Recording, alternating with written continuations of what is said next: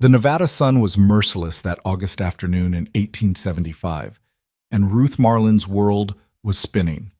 7 months pregnant, penniless, and abandoned by the man who'd promised her everything, she stepped off that Reno-bound train straight into hell. The platform lurched beneath her feet, her vision tunneled to black. She was falling hard, and nobody moved to catch her. Nobody except a dusty cowboy with calloused hands and eyes that had seen too much suffering to ignore hers. That moment changed everything. Stay with me until the end of this story, and comment where you're watching from so I can see how far Ruth and Colton's journey has traveled. The train's whistle cut through the desert air like a blade, long and mournful, echoing off the bare Sierra foothills that ringed Reno Station like the walls of an oven. It was August 14th, 1875, and the temperature had climbed past 100 degrees before noon.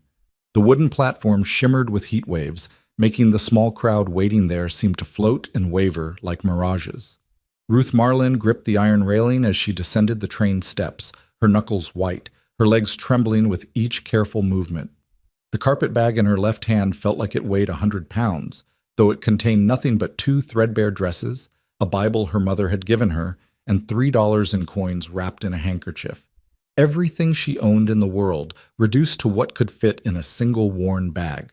7 months pregnant, every step was a negotiation with her body. The baby, her baby, she reminded herself, not theirs anymore, pressed against her ribs, making it hard to breathe in the crushing heat. Her gray traveling dress, respectable when she'd left Philadelphia 3 weeks ago, was now stained with soot and sweat, clinging to her swollen figure in a way that made strangers' eyes linger and then quickly look away. The platform was chaos. Freight handlers shouted to each other in English and Spanish, rolling barrels and hauling crates. A family of settlers argued with the station master about lost luggage. 2 rough-looking miners leaned against the depot wall, passing a flask between them and eyeing every woman who passed. The smell of coal smoke, horse manure, and human sweat hung thick in the breathless air. Ruth stood at the bottom of the train steps, suddenly paralyzed. This was Reno. This was the place she'd chosen, or rather, the place she'd been forced to choose when her options had dwindled to nothing. She'd come here because her distant cousin Martha had written once, years ago, about settling in Nevada with her husband.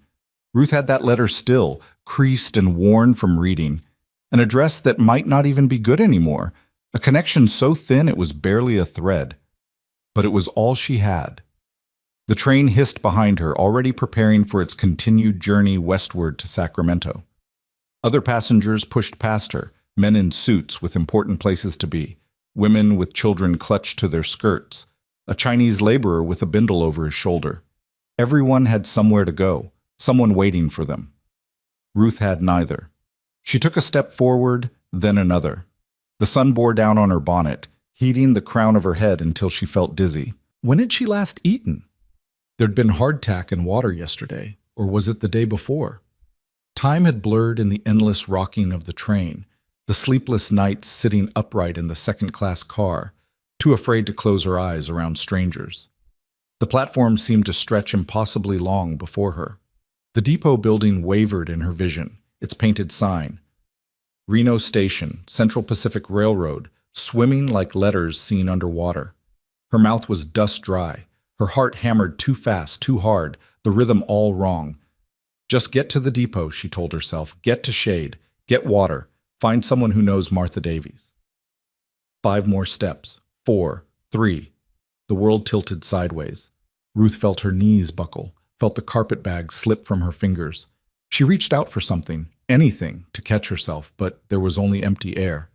The baby shifted violently inside her, and her last conscious thought was a prayer. Please, God, not the baby. Whatever happens to me, save the baby. Then she was falling, and the burning platform was rushing up to meet her face. Colton Reeves saw her go down.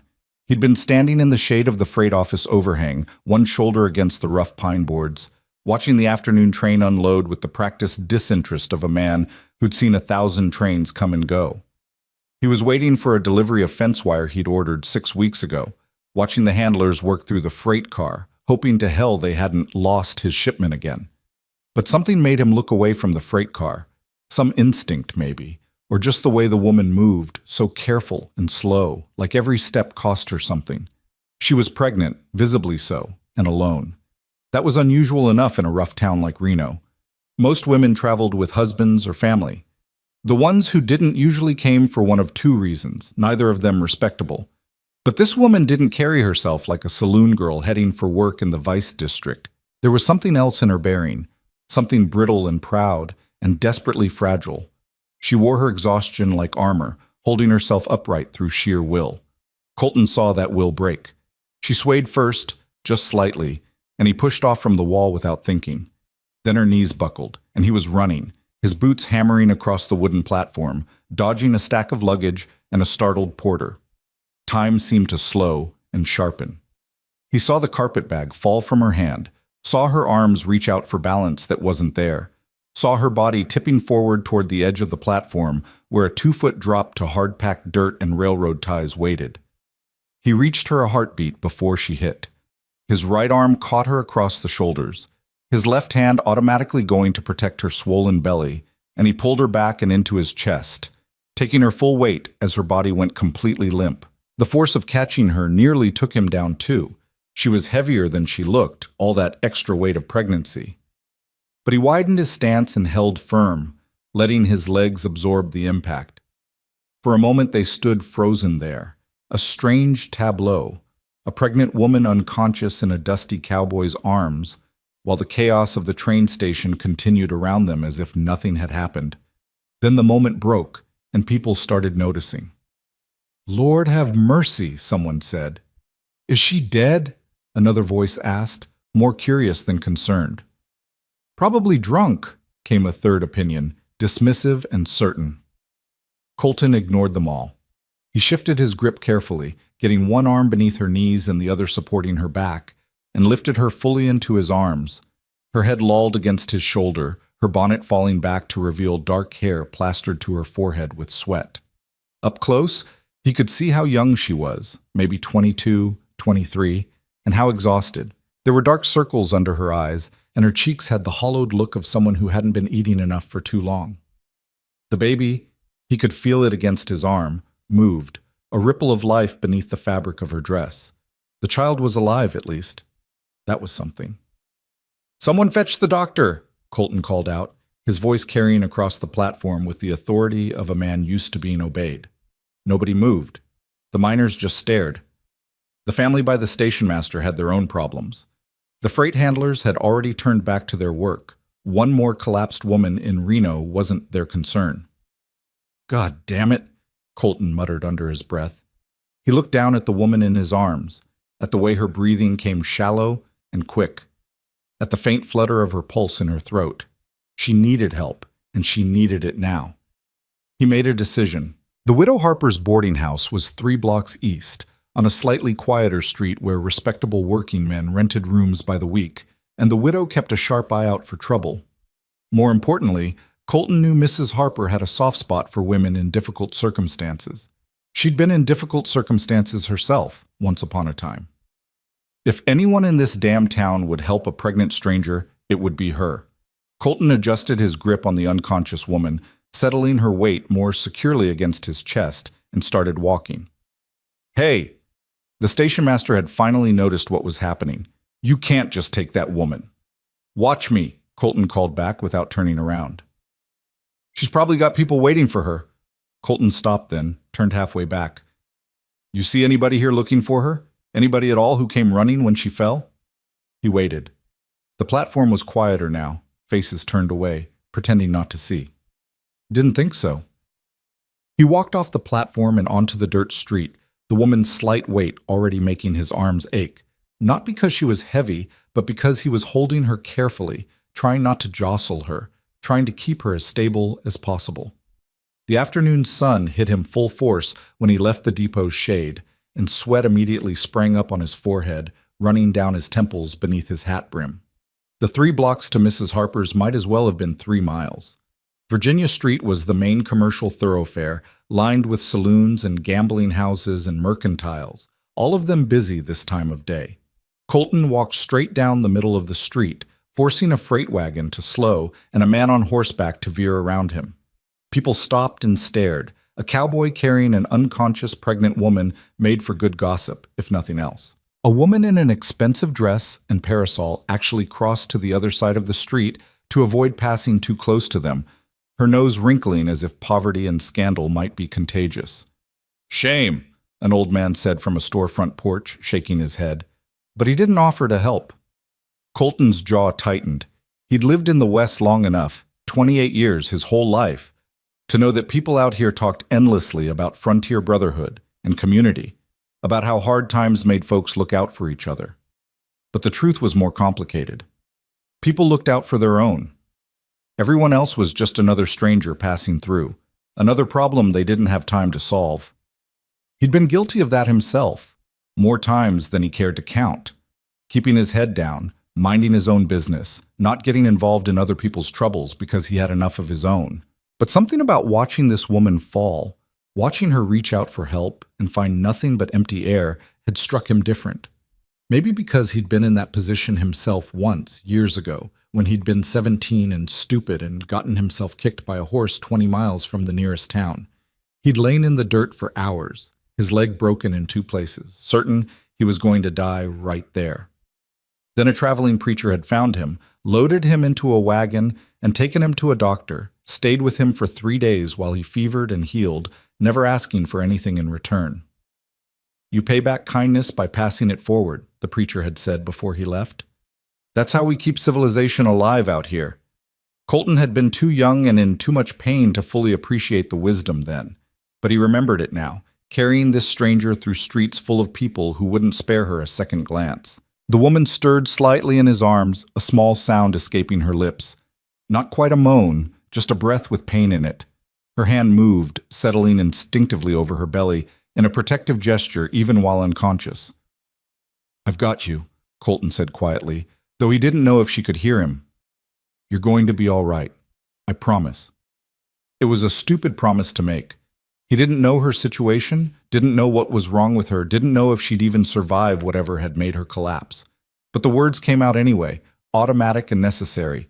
The kind of promise you make because the alternative, admitting you might not be able to help, is too awful to speak aloud. They turned onto 2nd Street, finally leaving the worst of the crowds behind. The boarding house was halfway down the block, a 2-story structure with fresh white paint and blue shutters that made it stand out from the weathered gray buildings around it. Mrs. Harper kept flower boxes in the windows, actual flowers, watered daily despite the drought and the expense, because she believed a respectable establishment should look respectable. Colton took the front steps carefully, unable to free a hand to open the door. He kicked it instead, 3 solid thumps that echoed through the hallway inside. "We're closed until supper," a woman's voice called from somewhere in the back of the house. "Come back at 6. "Mrs. Harper, it's Colton Reeves. I need help." There was a pause, then rapid footsteps. The door swung open to reveal a sturdy woman in her 50s, gray-streaked hair pulled back in a practical bun, sleeves rolled up from whatever kitchen work she'd been doing. Her eyes went wide when she saw what he was carrying. "Good Lord in heaven," she breathed. "She collapsed at the train station," Colton said quickly. "She's pregnant. I don't know how far along. She's been out cold for maybe 5 minutes now. I didn't know where else to bring her." Mrs. Harper's shock lasted only a heartbeat before her practical nature took over. She'd run a boarding house in a frontier town for 12 years. She'd seen everything, and very little surprised her anymore. "Bring her upstairs," she commanded, already turning and leading the way. "Second door on the right, the corner room. It's empty right now." "Martha!" she called over her shoulder. "Martha, fetch Dr. Sullivan. Tell him it's urgent." A younger woman, Mrs. Harper's daughter probably, appeared from a back room, took one look at the scene, and grabbed a shawl from a hook by the door before rushing out into the street. Colton followed Mrs. Harper up the narrow staircase, grateful that the woman in his arms was small. The stairs were steep and cramped, barely wide enough for one person, let alone a man carrying another human being. He had to turn sideways, his shoulders brushing both walls, careful not to bang the woman's head or feet against anything. The corner room was simple but clean, an iron frame bed with a patchwork quilt, a washstand with a china basin and a pitcher, a single window with white curtains letting in afternoon light. It smelled faintly of soap and lavender. "On the bed," Mrs. Harper directed, already pulling back the quilt. "Gently now." Colton laid the woman down as carefully as he could, settling her head on the pillow. In the better light of the room, he could see even more clearly how bad her condition was. Her lips were cracked from dehydration. Her dress, when he looked closer, wasn't just dirty from travel, it was worn thin in places, mended and remended, the kind of garment worn by someone with no money for anything better. Her shoes, visible beneath the hem of her skirt, had holes in the soles. Mrs. Harper was already loosening the woman's collar, checking her pulse with practiced fingers. How long was she on that train? I don't know, Colton admitted. I just saw her get off, then she fell. She's burning up with fever, and look at her, she's half-starved. Mrs. Harper's expression was grim. Martha, she called down the stairs, bring cool water and clean cloths when you get back, and tell the doctor to hurry. She looked at Colton then, really looked at him, her eyes sharp and assessing. You don't know this woman? Never seen her before in my life. But you picked her up, carried her here. Yes, ma'am. Why? It was a fair question. Colton considered it for a moment, watching the unconscious woman's face, the way her brow furrowed even in her faint, as if troubled by dreams. Because nobody else would, he said finally. And because it was the right thing to do. Mrs. Harper studied him a moment longer, then nodded, satisfied.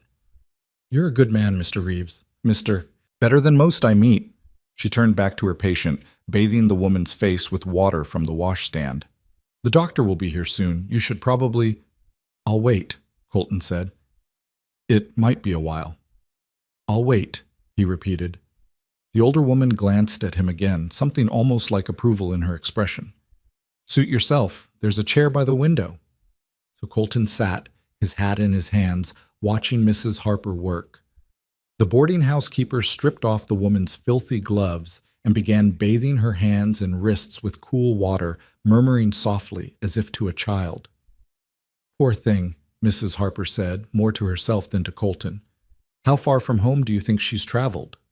Long way, Colton guessed, based on the quality of the woman's dress and the accent he'd heard in her brief sounds of distress. East Coast, maybe, Pennsylvania or New York. Alone? Looks like it. Mrs. Harper made a tisking sound, the universal expression of disapproval. No husband, clearly, no family, a woman in her condition. She trailed off, the implications too obvious to need stating. They both knew what happened to pregnant women without husbands in frontier towns. The lucky ones found work as laundresses or cooks, barely scraping by. The unlucky ones ended up in brothels, their babies taken away or left to die. It was harsh and ugly, and nobody liked to talk about it, but everyone knew it happened. We'll figure something out, Mrs. Harper said firmly, as if arguing with fate itself.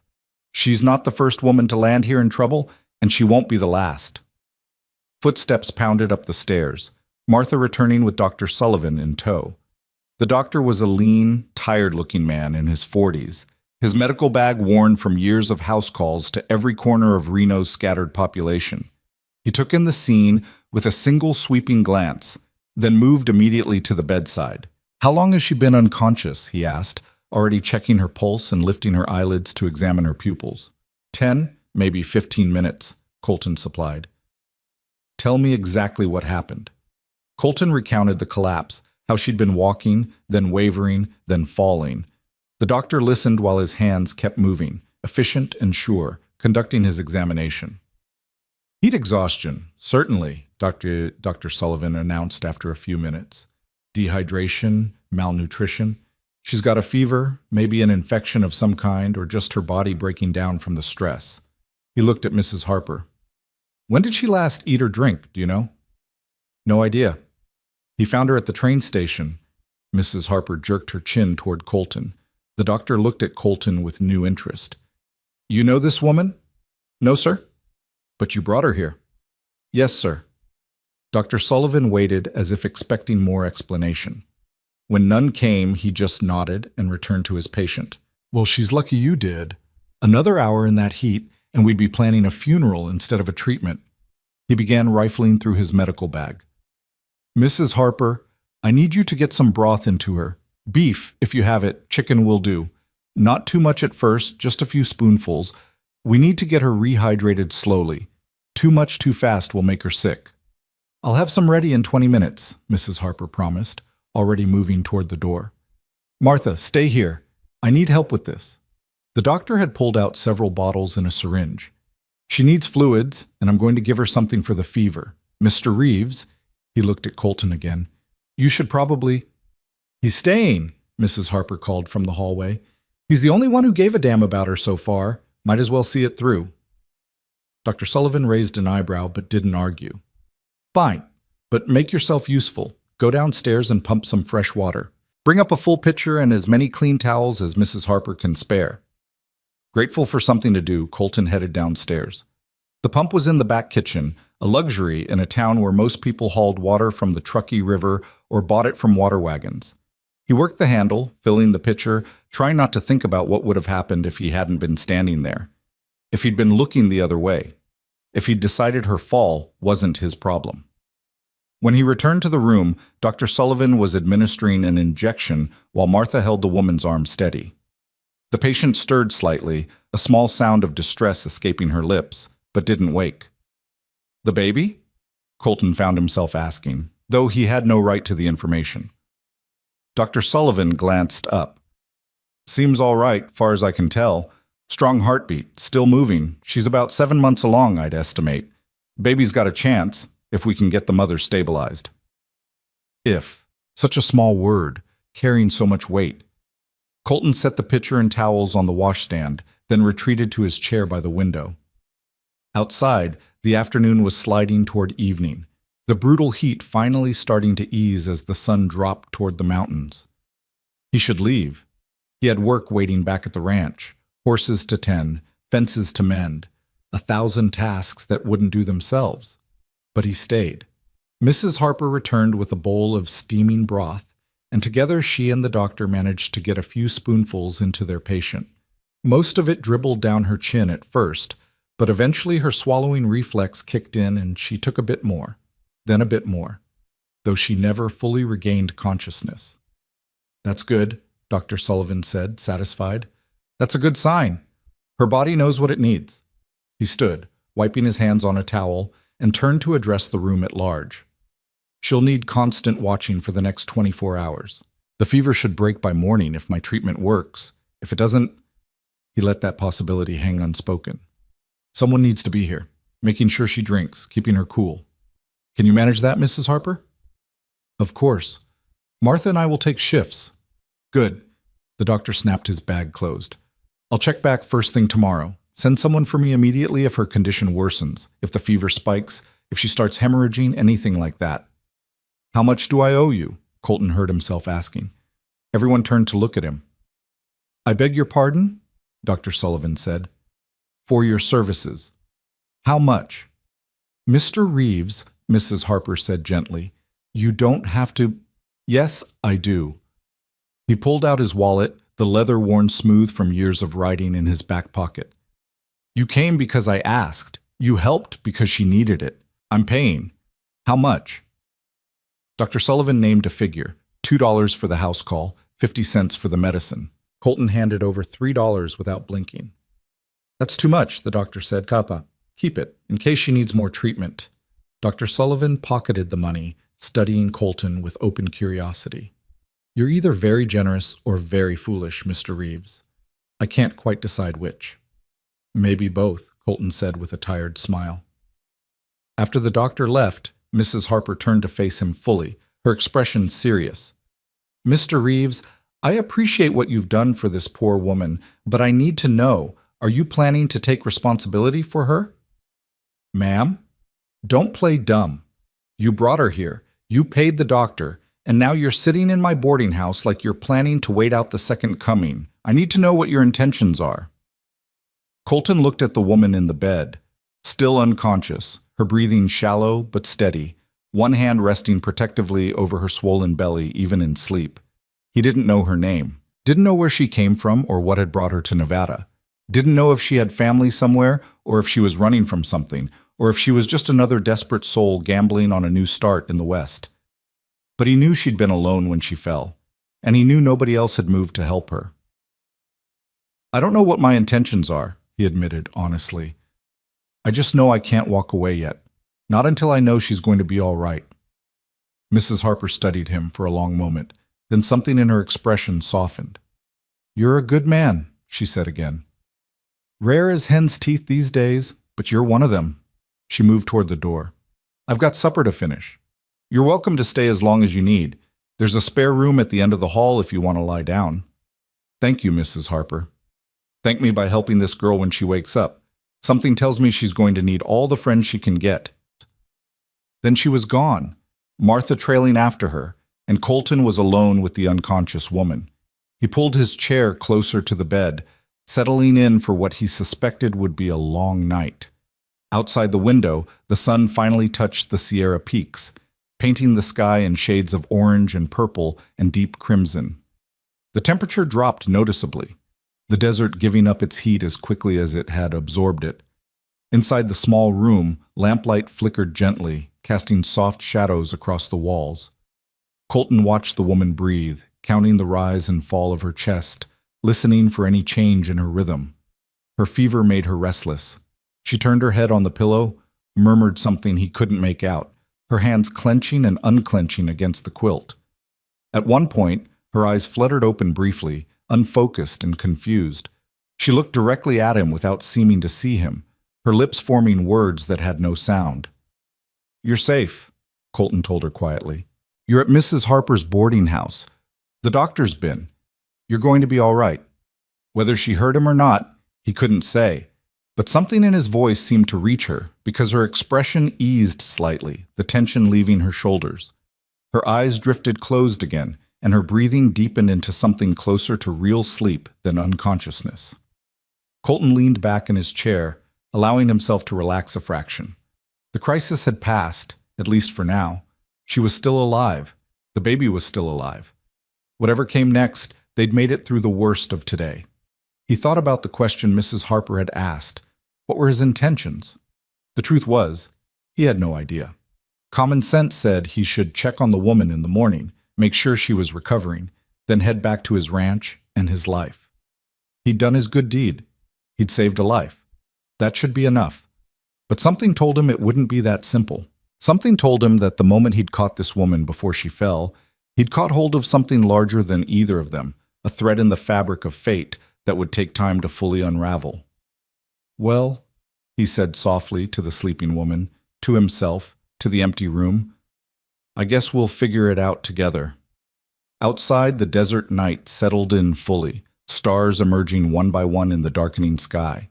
Inside the small boarding house room, a cowboy kept watch over a stranger, while somewhere in the distance, a future neither of them could imagine was already beginning to take shape. The first light of dawn crept through the boarding house window, pale and hesitant, finding Colton still in his chair. He dozed on and off through the night, jerking awake every time the woman stirred or made a sound, his body too accustomed to sleeping light on the trail to fully relax in unfamiliar territory. His neck ached from the awkward angle, and his legs had gone stiff from sitting so long. But when he looked at the bed and saw the woman's chest still rising and falling in steady rhythm, the discomfort seemed a small price. Her fever had broken sometime around 3 in the morning. He'd watched it happen, the way her restless tossing gradually stilled, the way the flush faded from her cheeks, the way her breathing deepened and evened out into genuine sleep. Mrs. Harper had come to check on her twice during the night, and the second time she'd smiled with real relief and patted Colton's shoulder before heading back to her own bed. "She's through the worst," the widow had whispered. "You can rest now." But Colton had stayed awake anyway, unable to shake the feeling that if he looked away for too long, something might go wrong. Now, in the gray light of early morning, he studied the woman properly for the first time. Sleep had smoothed away some of the tension that had been carved into her features yesterday, making her look younger than he'd initially thought, maybe 20, 21 at most. Her dark hair, freed from its bun during the night's ministrations, spread across the pillow in waves that caught the growing light. She had a fine-boned face, the kind that spoke of good breeding and gentle upbringing, which made her current circumstances all the more puzzling. What had brought a woman like this, clearly educated and from decent family, to collapse alone and penniless at a Nevada train station? As if sensing his scrutiny, her eyes opened. For a moment they just stared at each other. She confused and trying to orient herself, he caught off guard by the sudden directness of her gaze. Her eyes were brown, he noticed, a deep, warm brown, like polished walnut. Then reality seemed to crash back into her awareness all at once. She jerked upright with a gasp, one hand flying to her belly, the other clutching at the quilt. "Easy," Colton said quickly, rising from his chair but not approaching. "Easy. You're safe. You're at Mrs. Harper's boarding house in Reno. You collapsed yesterday at the train station." She looked around wildly, taking in the unfamiliar room, the strange man, her own state of undress. Someone had removed her shoes and loosened her clothing. Color flooded her pale cheeks. "Who are you?" Her voice came out hoarse, barely above a whisper, but he could hear the Eastern accent clearly now. Philadelphia, or somewhere close to it, those rounded vowels and careful consonants that marked her as city-bred. "My name's Colton Reeves, ma'am. I'm the one who, well, I caught you when you fell, brought you here." "You—" She swallowed hard, her hand still pressed protectively over her belly. "The baby?" "Doctor says the baby's fine. You had heat exhaustion, dehydration, fever, but you're through the worst now. You've been sleeping almost 16 hours. The information seemed to overwhelm her. She closed her eyes, and for a terrible moment Colton thought she might faint again. But she just took several deep breaths, steadying herself, and when she opened her eyes again there was something harder in them, a determination that hadn't been there before. "I need to—" She looked down at herself, at the borrowed nightgown someone must have changed her into. "My things. I had a bag. Mrs. Harper has it. Everything's safe, like, I need to go." She started to push back the quilt, trying to swing her legs out of bed despite the fact that she was clearly still weak as a kitten. "I can't stay here. I don't have money to pay for—" "Already paid for," Colton interrupted. She froze, looking at him with something close to horror. "You paid?" "Yes, ma'am." "The doctor too?" "Yes, ma'am." "Why?" The word came out sharp, almost accusatory. "Why would you do that? You don't know me." Colton found himself without a good answer. Because it was right? Because nobody else would? Those reasons sounded hollow spoken aloud, like he was claiming some kind of moral superiority. So he just shrugged and told a simpler truth. "Seemed like you needed help." She stared at him for a long moment, emotions flickering across her face too quickly for him to name. Shame, gratitude, anger, fear, all mixed together into something complicated and raw. Then, to his alarm, tears started sliding down her cheeks. "I'm sorry," she said, her voice breaking. "I'm so sorry. I didn't mean to be anyone's burden. I thought I could make it to my cousin's house. I had the address. I just needed to—" She pressed a hand over her eyes, shoulders shaking. "God, I'm so tired. I'm so tired of this." Colton stood there helplessly, every instinct telling him to comfort her, but years of frontier propriety warning him that approaching a crying woman in her nightgown would be grossly inappropriate. He settled for the only thing he could think of. "You want some water?" Mrs. Harper left a pitcher. She nodded without lowering her hand, and Colton poured a glass with hands that were steadier with horses than with china. He approached carefully, as if she might bolt, and held out the glass. She took it, their fingers brushing briefly, hers cold despite the warm morning, his calloused and rough against her smooth skin. She drank deeply, draining half the glass before coming up for air. Some of the awful tension seemed to leave her body with that simple act of drinking. "Thank you," she said quietly. "For the water, for yesterday, for all of it." "You're welcome, Miss Ruth Marlin. Miss Marlin." He tested the name, found it suited her somehow. "I'm glad you're feeling better." "I should—" She looked down at herself again, fresh embarrassment coloring her cheeks. "I should get dressed. I've imposed enough. Mrs. Harper won't mind you staying until you're stronger. Another day or two, maybe." "I can't afford another day or two." The words came out flat, matter of fact. "I have $3 to my name, and that has to get me to Silver City where my cousin lives, and God knows if she's even still there after all these years. I can't waste time lying in bed." Before Colton could respond, footsteps sounded in the hallway, and Mrs. Harper appeared in the doorway, carrying a breakfast tray. Her face lit up when she saw Ruth awake. "Well, now there you are, back among the living, praise be." She set the tray on the bedside table, oatmeal, toast, a soft-boiled egg, more water. "How are you feeling, dear?" "Better. Thank you. Mrs. Harper, is it?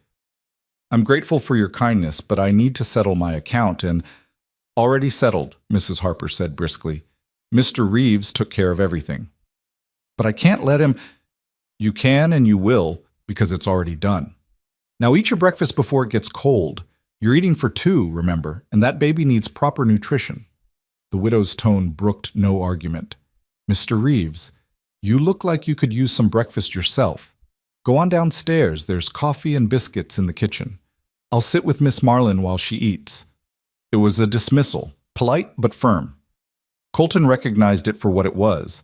Mrs. Harper giving Ruth privacy and a chance to gather herself without a strange man watching. He nodded and headed for the door, pausing at the threshold.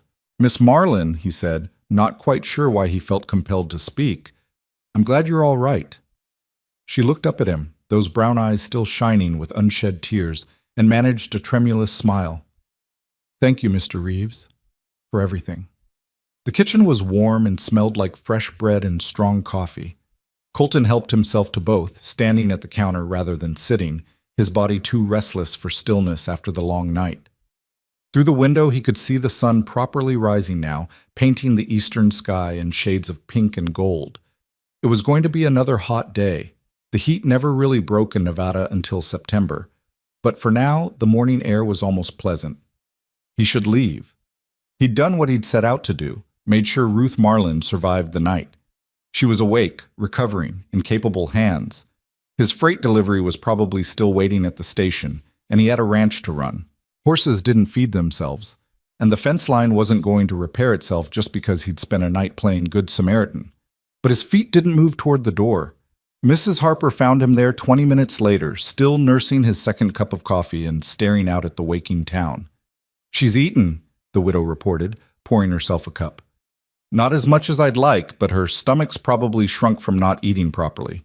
We'll get more into her at lunch. She studied him over the rim of her cup. You planning to stand in my kitchen all day, Mr. Reeves?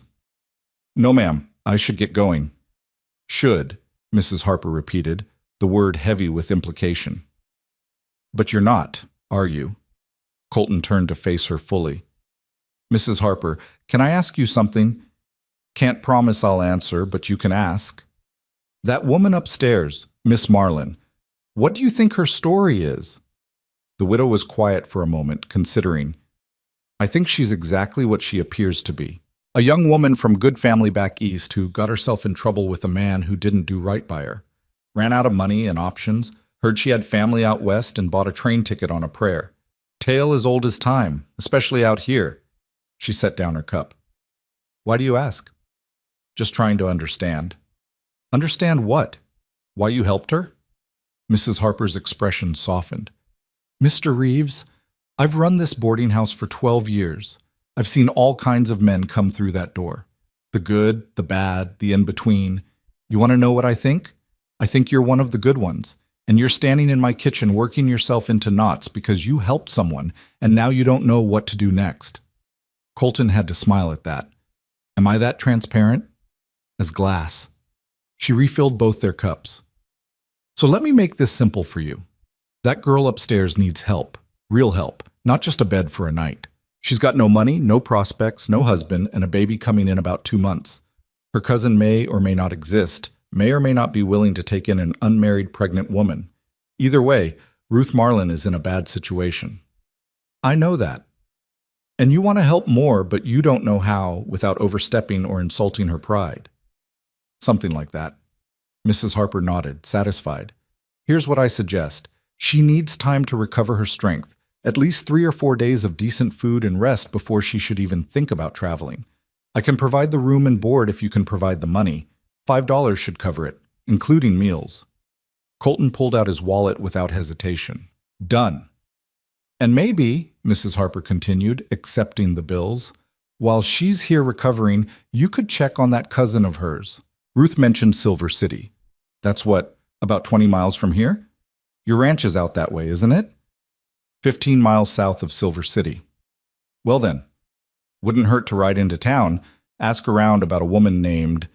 She paused, thinking, Davies, I think Ruth said, Martha Davies. See if she's real, if she's willing to help. Give Ruth some information to work with before she sets off on another journey.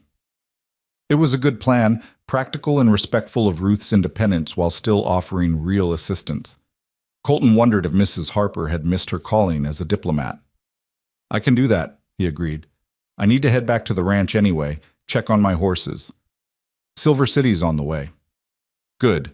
Mrs. Harper smiled, the expression warm and approving. You're a good man, Colton Reeves. Your mother raised you right. My mother died when I was 6, ma'am, but I appreciate the sentiment. Something shifted in Mrs. Harper's expression, understanding, sympathy, recognition of shared loss. Then whoever raised you after deserves the credit. Not everyone turns out decent without a mother's influence. My father did his best. Colton drained his coffee, setting the cup in the sink. I should go talk to Miss Marlin before I leave. Let her know the plan. Make it quick. She needs rest more than conversation. Ruth was sitting up in bed when he knocked and entered, properly dressed now in one of her own dresses. Still worn and travel-stained, but at least it was hers. Her hair had been brushed and pinned up again, and though she was still pale, there was more life in her face than there had been yesterday. Mr. Reeves, she said, her tone formal and guarded. Mrs. Harper said you were leaving. Yes, ma'am, heading back to my ranch. He stood near the door, keeping a respectful distance. But I wanted to talk to you first, if that's all right. Of course. Mrs. Harper tells me you're planning to go to Silver City, look for your cousin. Yes, Martha Davies. She married a man who worked in the silver mines there. That was, 5 years ago now. I have her last letter with the address. Ruth's fingers twisted in the quilt. I know it's a slim hope. People move, letters get lost, but it's all I have. I understand. My ranch is near Silver City. I go into town regular for supplies. I could ask around for you, see if anyone knows a Martha Davies. Hope flared in Ruth's eyes, immediate and almost painful to witness. You would do that? It's no trouble. Save you the trip if she's not there, or give you better information if she is. That's incredibly kind, Mr. Reeves. She looked down at her hands. I don't know how to repay all this kindness. The doctor, the room, and now... You don't need to repay anything. You just need to get yourself healthy. He shifted his weight, uncomfortable with her gratitude. Mrs. Harper says you should rest here a few days before traveling again. I've taken care of the room and board, so you don't need to worry about that. You can't keep paying for me, Ruth protested, color rising in her cheeks. It's not proper. People will think I helped someone who needed help. If that bothers them, that's their problem, not ours.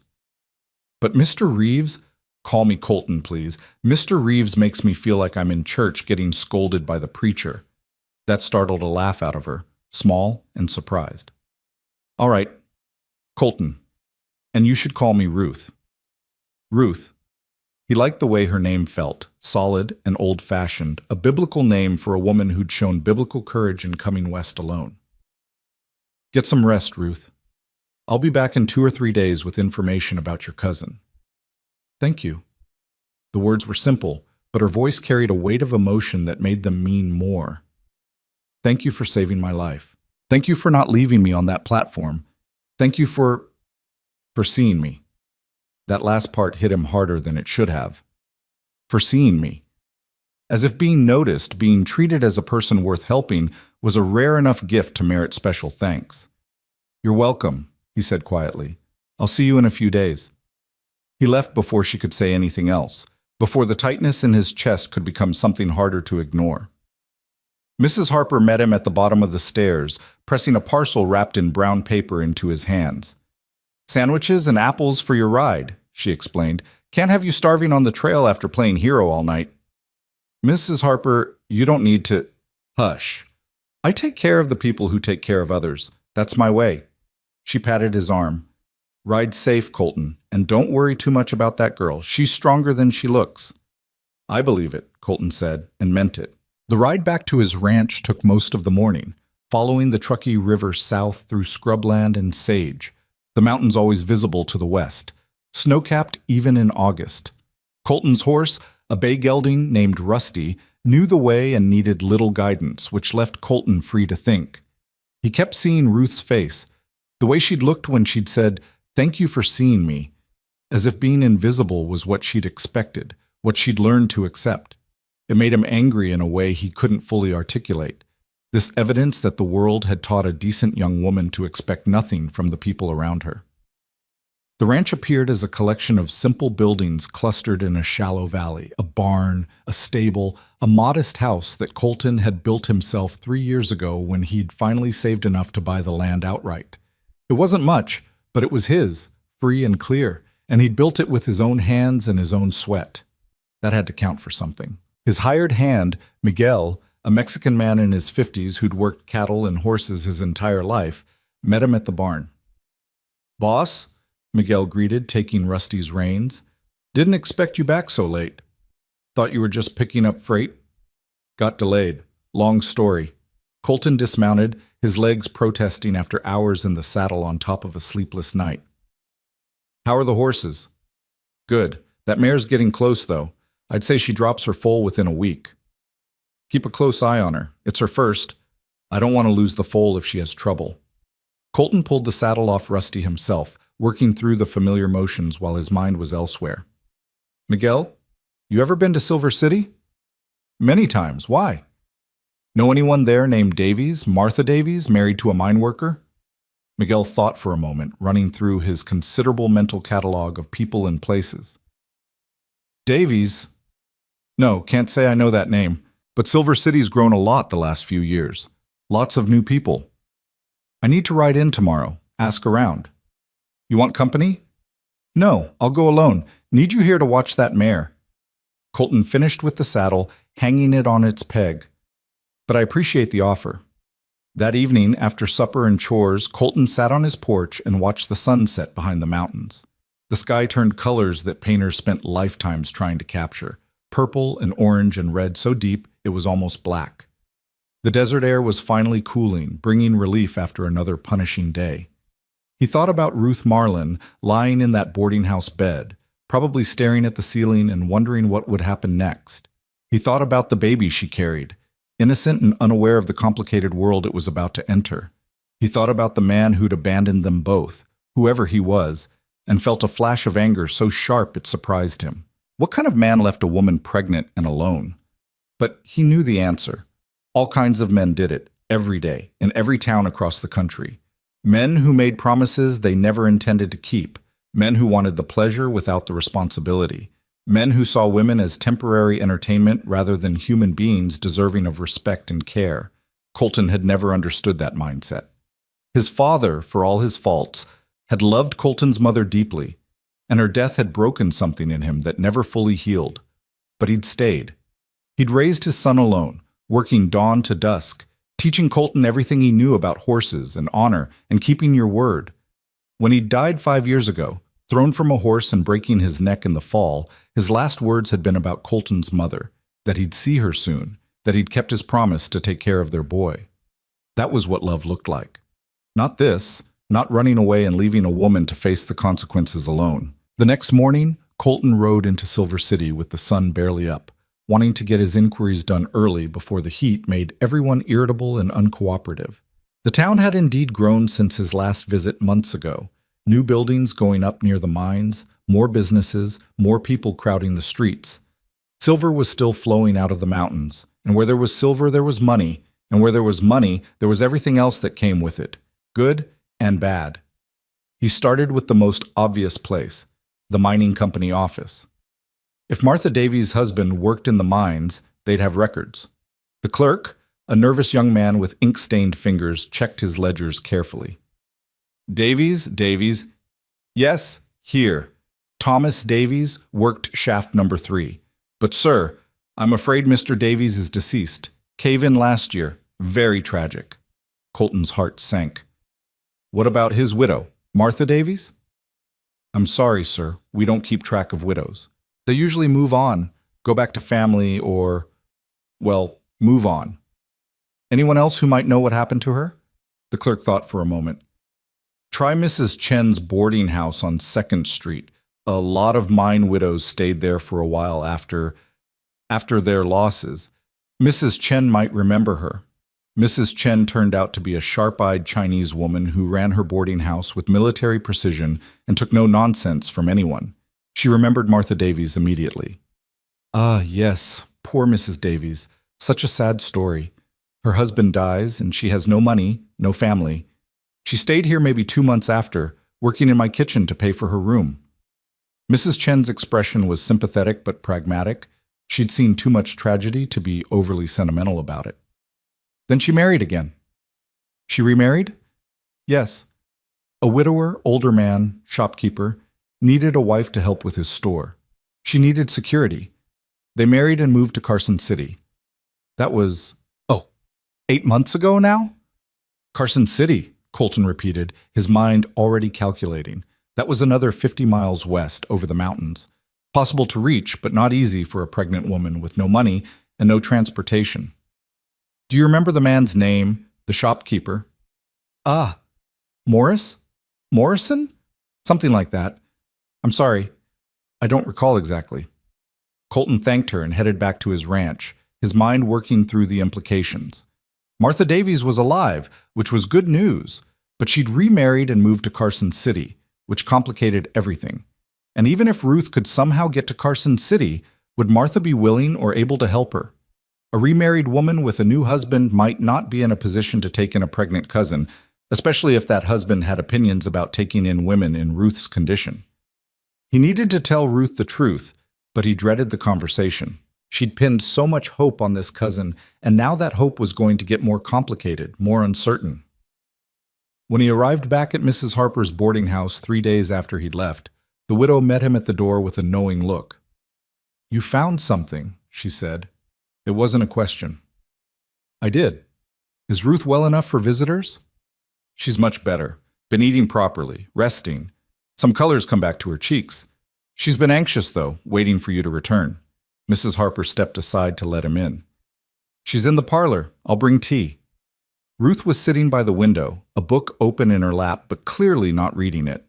When Colton entered, she set it aside immediately and stood, one hand steadying herself on the chair arm. She did look better. Her face had filled out slightly, and her eyes were clearer, more alert. "Colton," she said, his name coming easily now. "You found her? You found Martha?" He gestured for her to sit back down, pulling up another chair to face her. "I did. But Ruth, the news is complicated." He watched hope and dread fight for dominance in her expression. "Tell me." So he did, laying out everything he'd learned: Thomas Davies' death, Martha's remarriage, the move to Carson City. Ruth listened without interrupting, her hands folded tightly in her lap, her face growing progressively paler. When he finished, she was quiet for a long moment, staring at her hands. "Carson City," she finally said. "That's very far, isn't it?" "About 50 miles. Mountain roads, not easy traveling even in good weather." "And she has a new husband." Ruth's voice was flat, emotionless. "Who might not appreciate a disgraced pregnant cousin arriving on his doorstep." "We don't know that," Colton said, though privately he thought Ruth's assessment was probably accurate. "Martha might be happy to help. She might have room, resources, or she might not." Ruth looked up at him then, and her eyes were dry but devastated. "She might turn me away. I'd be right back where I am now, but 50 miles further from anywhere, with less money and fewer options." Colton had no answer to that because it was entirely possible, probable even. "I don't know what to do," Ruth admitted, her voice breaking slightly. "I thought I had a plan. I thought if I could just get to Martha, everything would work out somehow. But now you take time to think," Colton said firmly. "You're safe here. You're recovering. You don't need to make any decisions today." "But I can't stay here forever, Colton. Mrs. Harper has been wonderful, but this is a boarding house, not a charity. And you've already done more than anyone should expect." "Stop." The word came out sharper than he intended, and Ruth blinked in surprise. He softened his tone. "Stop tallying debts and obligations. You need to focus on getting strong and figuring out your next move. Everything else can wait."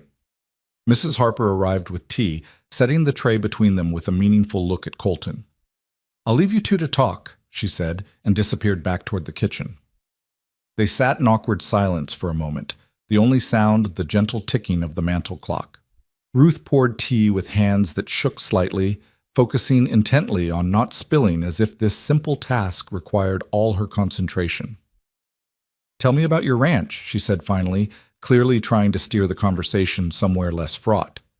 "What do you raise?" "Horses, mostly.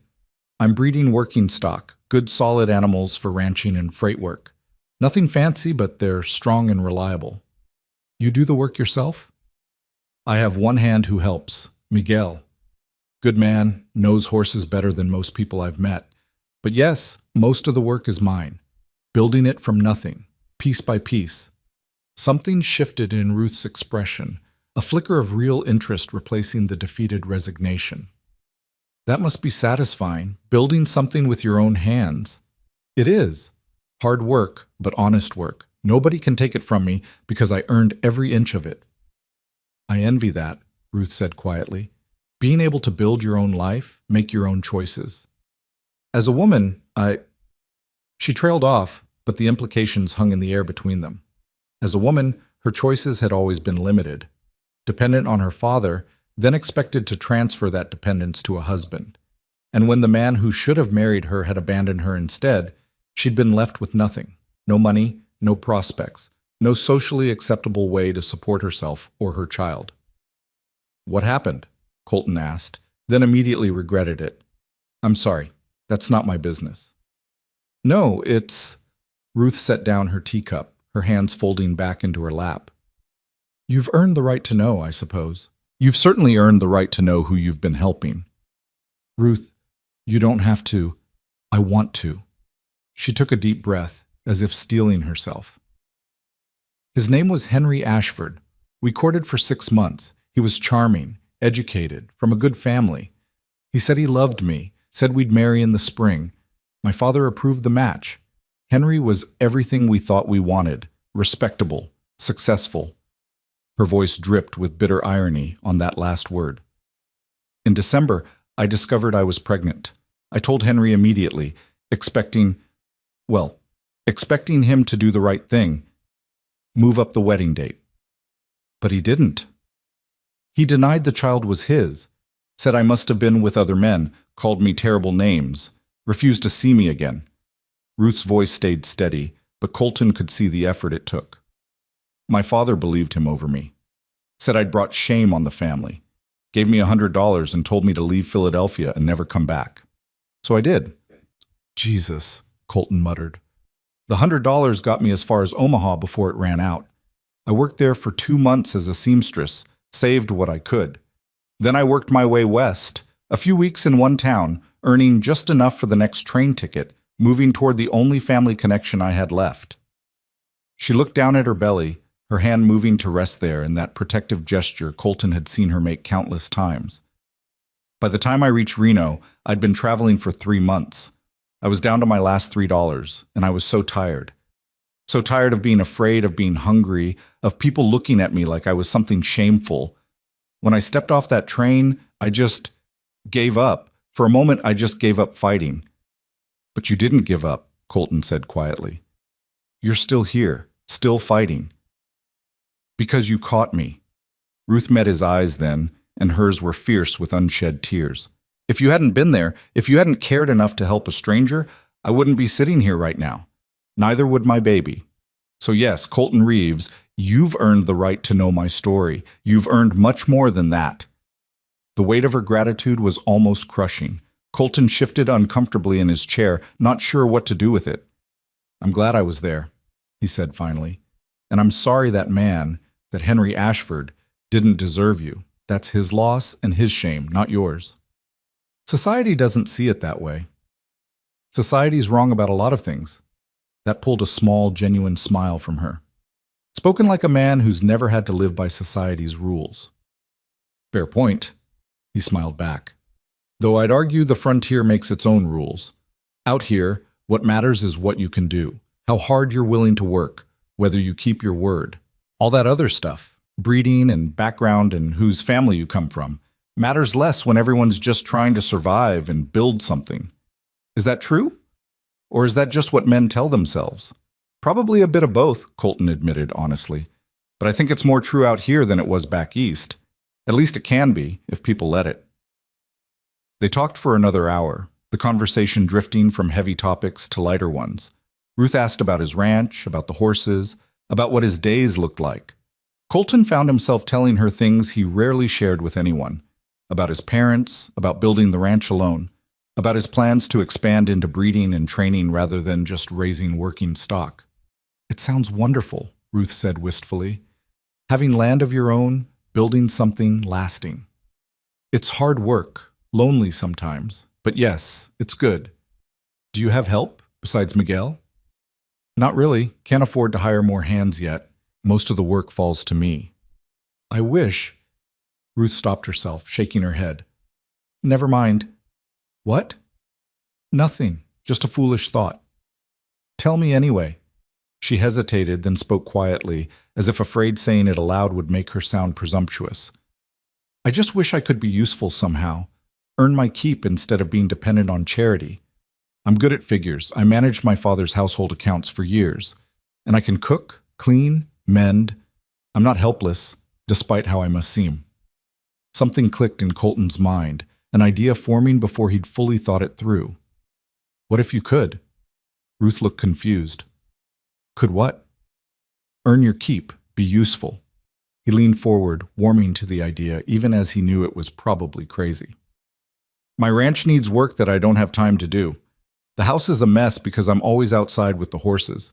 Paperwork piles up because I hate dealing with it. I eat the same basic meals every night because cooking for one person seems pointless. What if—" He paused, making sure he phrased this right. "What if you came to work for me? Just until the baby comes. Just until you figure out your next step. Room and board plus wages. Nothing improper. Miguel and his wife live in the small cabin on the property, so you'd have chaperones. But you'd be somewhere safe, somewhere you could rest and prepare for the baby, and you'd be earning your own way." Ruth stared at him like he'd suggested they fly to the moon. "You're serious?" "Completely." "Colton, I'm 7 months pregnant. I'd be more burden than help." "I disagree.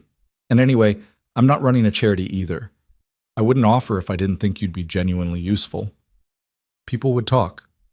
People always talk. Let them." She studied him for a long moment, searching his face for something, ulterior motives perhaps, or signs that this was some elaborate trap. Whatever she was looking for, she must not have found it, because slowly, cautiously, hope began to bloom in her expression. "You're really offering me a job?" "I really am." "Why?" "And don't say because it's the right thing to do, because we both know plenty of people who wouldn't do anything close to this." Colton thought about his answer carefully. "Because you need help, and I need help, and maybe we can help each other. And because—" He paused, trying to find words for something he didn't fully understand himself. "Because I think you deserve a chance to build something too. A life, a future, something that's yours. This won't solve everything. You'll still have hard choices ahead, but maybe it'll give you time and space to make those choices from a position of strength instead of desperation." Ruth's eyes filled with tears again, but this time they spilled over, running down her cheeks unchecked. "I don't understand you, Colton Reeves. I don't understand why you're being so kind to someone you don't even know." "Maybe that's how kindness is supposed to work," Colton said gently. "No reason needed, no debt tallied, just people helping people because we all need help sometimes." She wiped at her tears with shaking hands, laughing and crying at the same time. "All right. All right. All right. I'll come work for you, at least until the baby comes, like you said. And Colton?" She reached out and touched his hand briefly, the contact feather light but meaningful.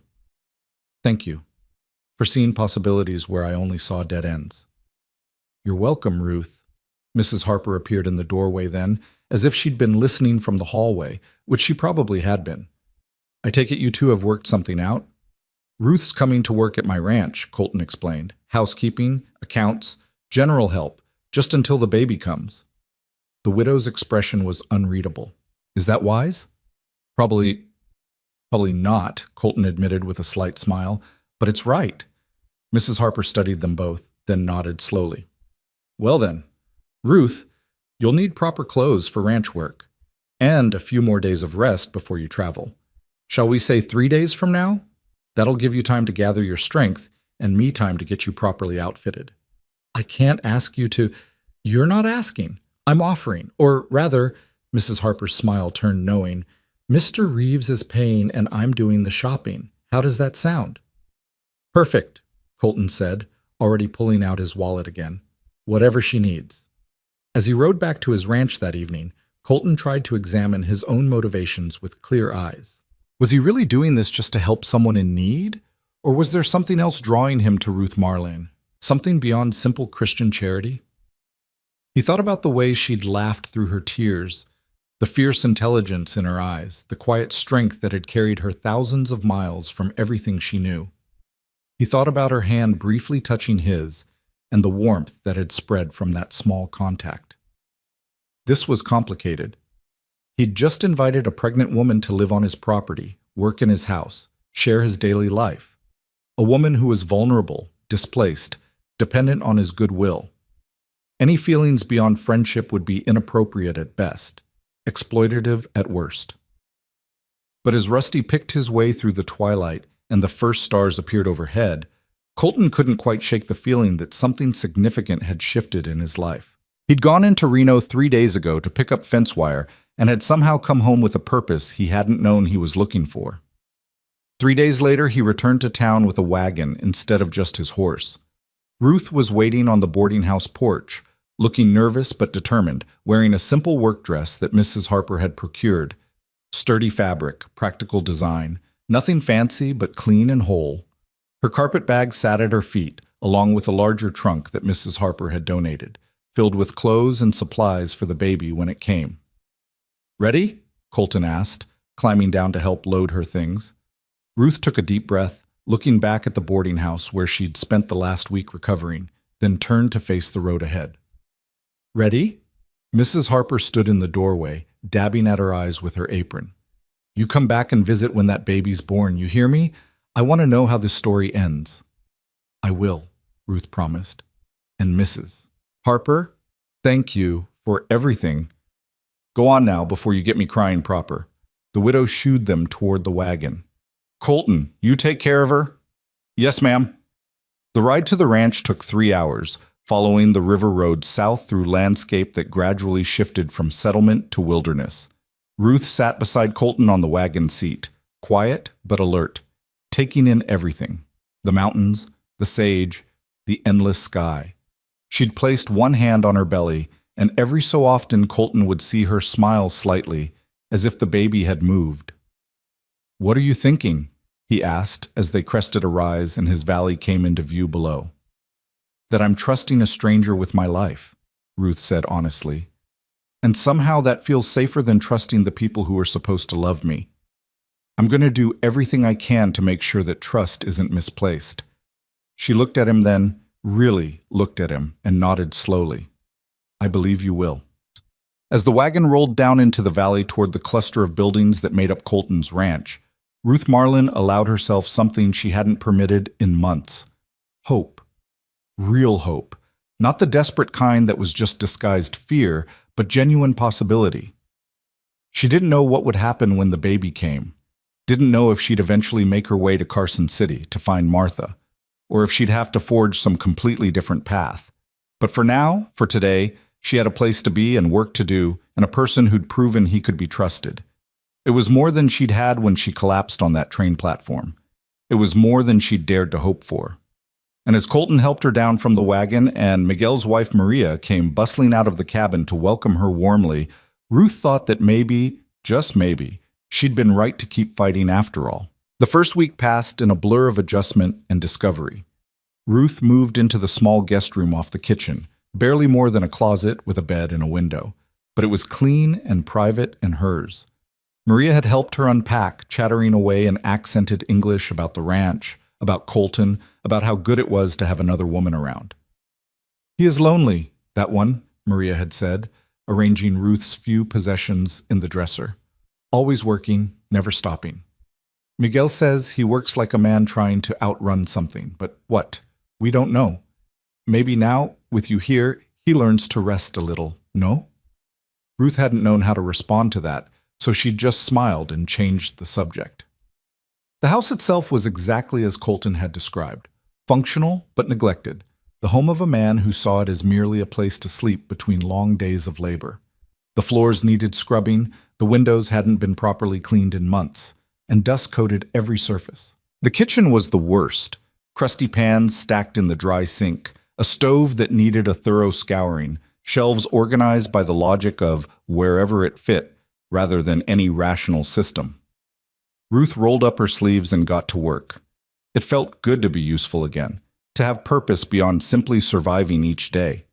Her hands remembered the rhythms of housework, the satisfaction of bringing order to chaos.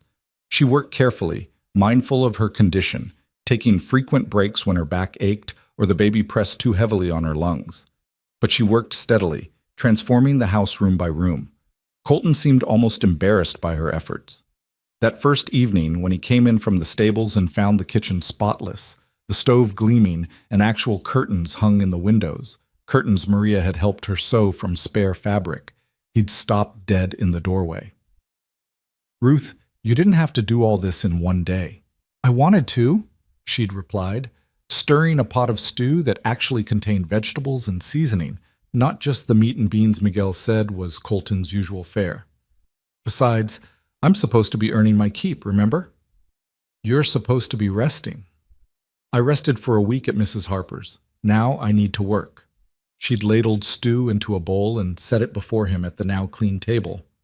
"Sit, eat, tell me about your day." He'd obeyed, though his expression suggested he still wasn't entirely comfortable with the arrangement. But as he ate, and she noticed he had 2 helpings, then a third, some of the tension had eased from his shoulders. "This is really good," he'd said, almost surprised. "It's just stew." "It's the best thing I've eaten in 6 months." He'd looked at her then, really looked at her, and something in his expression made her heart beat a little faster. "Thank you, Ruth, for this, for being here. Thank you for giving me somewhere to be." The second week settled into a rhythm. Ruth woke early, when the light was still gray and tentative, and started coffee before Colton came in from his dawn check of the horses. They'd share a quiet breakfast, speaking little but comfortable in the silence, before he headed out for the day's work, and she turned to her own tasks. She discovered his paperwork situation was even worse than he'd admitted. Bills and receipts stuffed into drawers, orders never properly recorded, accounts that existed only in his head. She spent 3 full days just organizing it all, creating a proper ledger system, reconciling what he thought he'd spent versus what he'd actually spent. "You're losing money," she told him one evening, spreading the books across the kitchen table after supper. "Not a lot, but enough. See here? You charged the Morrison Ranch $200 for that gelding, but you recorded it as $150. That's $50 that should be in your pocket." Colton leaned over her shoulder, studying the numbers. She was acutely aware of his proximity, the smell of horses and hay, and honest sweat, the warmth radiating from his body. "I could have sworn it was $150. "It was $200. I found the receipt, and here, you paid $30 for feed that should have cost $22. The supplier overcharged you, and you didn't catch it." "How'd you figure that out?" "I checked the rate from 3 months ago and calculated the increase. It shouldn't have gone up that much." She looked up at him, found his face much closer than she'd expected, and quickly looked back down at the ledger. "If you want, I can start reviewing all your transactions. Make sure everything's accurate." "Ruth, that's beyond housework. I should pay you more if you're doing accounting too. You're already paying me fairly, and housing me, feeding me. I don't need more money. I need to feel like I'm contributing something meaningful." She closed the ledger carefully. "Let me do this, please. It makes me feel less like charity." "You were never charity," Colton said quietly, "but if it's important to you, then yes, handle the accounts. I trust you." Those last 3 words settled into Ruth's chest and stayed there, warm and weighty. When was the last time someone had said they trusted her?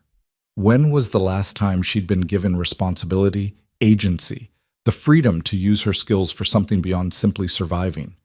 She couldn't remember. By the 3rd week, Ruth had transformed not just the house but her own sense of self. She was still pregnant, still unmarried, still facing an uncertain future, but she was also useful, competent, valued. She kept Colton's books, managed his household, and even started suggesting improvements to his business operations. "You should advertise," she said one evening, sketching out ideas on scrap paper. "Real advertisements, not just word of mouth. The Carson City newspaper reaches ranchers all through the territory. A quarter-page ad would cost maybe $20, but if it brought you even 2 additional sales, it would pay for itself." Colton studied her sketch. She'd drawn a simple but effective layout, emphasizing the quality and reliability of his horses. "You have an eye for this. My father owned a textile business. I watched him market his products for years." She set down her pencil. "I never thought those observations would be useful, but apparently they were paying attention even when I didn't realize it. Your father was a fool for sending you away." The words, so blunt and certain, made Ruth look up sharply. Colton's expression was serious, almost angry on her behalf. "He did what he thought was right," she said, though the defense was automatic rather than heartfelt. "He did what was easy, what protected his reputation instead of his daughter." Colton's jaw tightened. "A real father would have stood by you, would have horsewhipped Henry Ashford and made him do right by you, or at least made sure you had everything you needed to build a life on your own terms." "That's not how society works." "Then society's wrong." "You keep saying that," Ruth said, a small smile tugging at her lips despite the heaviness of the conversation. "As if saying it enough times will make it true. Maybe it will. Or maybe it already is true, and enough people just need to start believing it." He stood, carrying his coffee cup to the sink. "You want to place that advertisement? Go ahead. Write it up, send it to the Carson City paper. Consider it approved." Ruth felt a surge of something she hadn't experienced in months. Excitement about the future, anticipation of building something rather than just enduring each day. "Really? Really? You've got good instincts, Ruth. I'd be stupid not to listen to them." That night, lying in her small room with her hands resting on her belly, Ruth felt the baby kick with unusual vigor, as if celebrating this small victory alongside her. She whispered to the child in the darkness, telling stories about its father, not Henry, because Henry didn't deserve that title, but about the man in the other room who'd shown them both what true strength looked like. "He's teaching me something," she murmured, "about not giving up, about building something from nothing. You pay attention when you get here, little one. Men like Colton Reeves are rare." The 4th week brought the first real test of their arrangement. Ruth was in the kitchen, kneading bread dough, a task that was becoming increasingly difficult as her belly grew, when she heard raised voices outside. She moved to the window and saw Colton in the yard, facing down 3 men on horseback. Even from a distance, she could see the tension in his posture, the careful way he stood with one hand near the rifle propped against the fence post. Miguel appeared from the barn, positioning himself at an angle that gave him a clear view of the visitors. Maria materialized at Ruth's side, wiping her hands on her apron, her expression worried. "Who are they?" Ruth asked. "Don't know, but Miguel is nervous, which means trouble, maybe." The confrontation lasted several minutes, though Ruth couldn't hear what was being said. Then one of the men pointed toward the house, and Ruth's blood ran cold as she realized they were talking about her. Colton shook his head firmly, crossed his arms, and the gesture was clear even from a distance. Whatever they wanted, the answer was no. The men left eventually, but not before the largest one leaned down from his saddle and said something that made Colton's entire body go rigid. Then they rode off, and Colton stood there for a long moment, his back to the house, his shoulders tense with barely contained anger. When he finally came inside, Ruth was waiting. What did they want? Nothing important. He moved to wash his hands at the sink, not meeting her eyes. "Colton." "Ruth, just leave it. They were talking about me. I saw them pointing. I have a right to know what was said." He dried his hands slowly, deliberately, then finally turned to face her. His expression was carefully controlled, but she could see fury simmering beneath the surface. "They'd heard I had a pregnant woman working here. Wanted to know if you were available for other services." The words came out clipped, each one bitten off sharply. "I told them you were my employee, and they could take their filthy assumptions and ride straight to hell." Ruth felt like she'd been slapped. She'd known people would talk, had expected judgment and gossip. But this casual assumption that any unmarried pregnant woman must be a prostitute, cut deeper than she'd anticipated. I'm sorry, she said quietly. I'm sorry my presence here is causing you problems. No. Colton closed the distance between them in 3 strides, his hands coming to rest on her shoulders, the first time he'd really touched her since carrying her to Mrs. Harper's weeks ago. Don't you dare apologize. You haven't done anything wrong.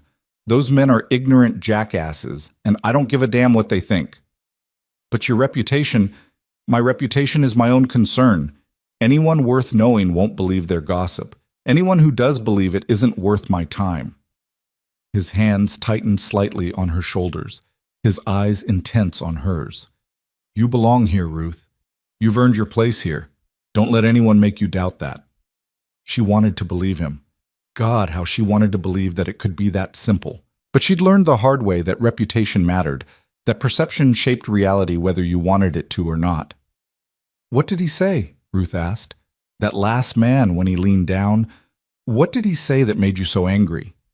Colton's jaw worked, and for a moment she thought he wouldn't tell her. Then quietly, he said any woman willing to spread her legs for one man would do it for another, and he'd pay good money for a turn. The crude words hung in the air between them. Ruth felt tears prick her eyes, but she refused to let them fall. She'd cried enough over men's cruelty. She was done with tears.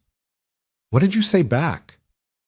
I told him if he ever set foot on my property again, I'd shoot him for trespassing, and if he ever spoke about you like that again, I'd break his jaw first and ask questions later. Despite everything, Ruth felt a smile tug at her lips. You threatened to shoot him? I promised to shoot him. There's a difference. Colton Reeves, defending my honor with firearms. What would Mrs. Harper say? She'd say he had it coming.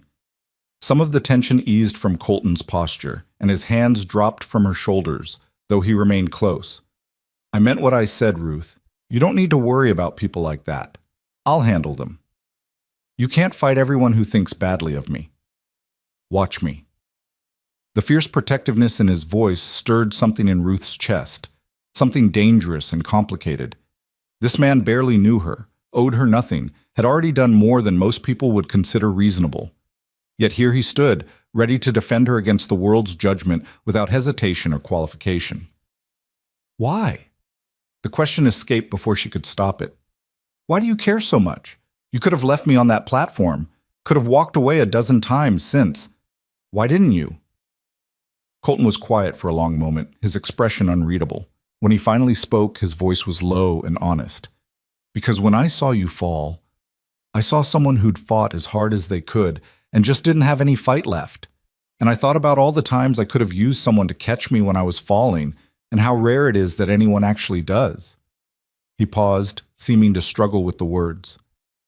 And because the more I've gotten to know you these past weeks, the more I've realized you're one of the strongest people I've ever met.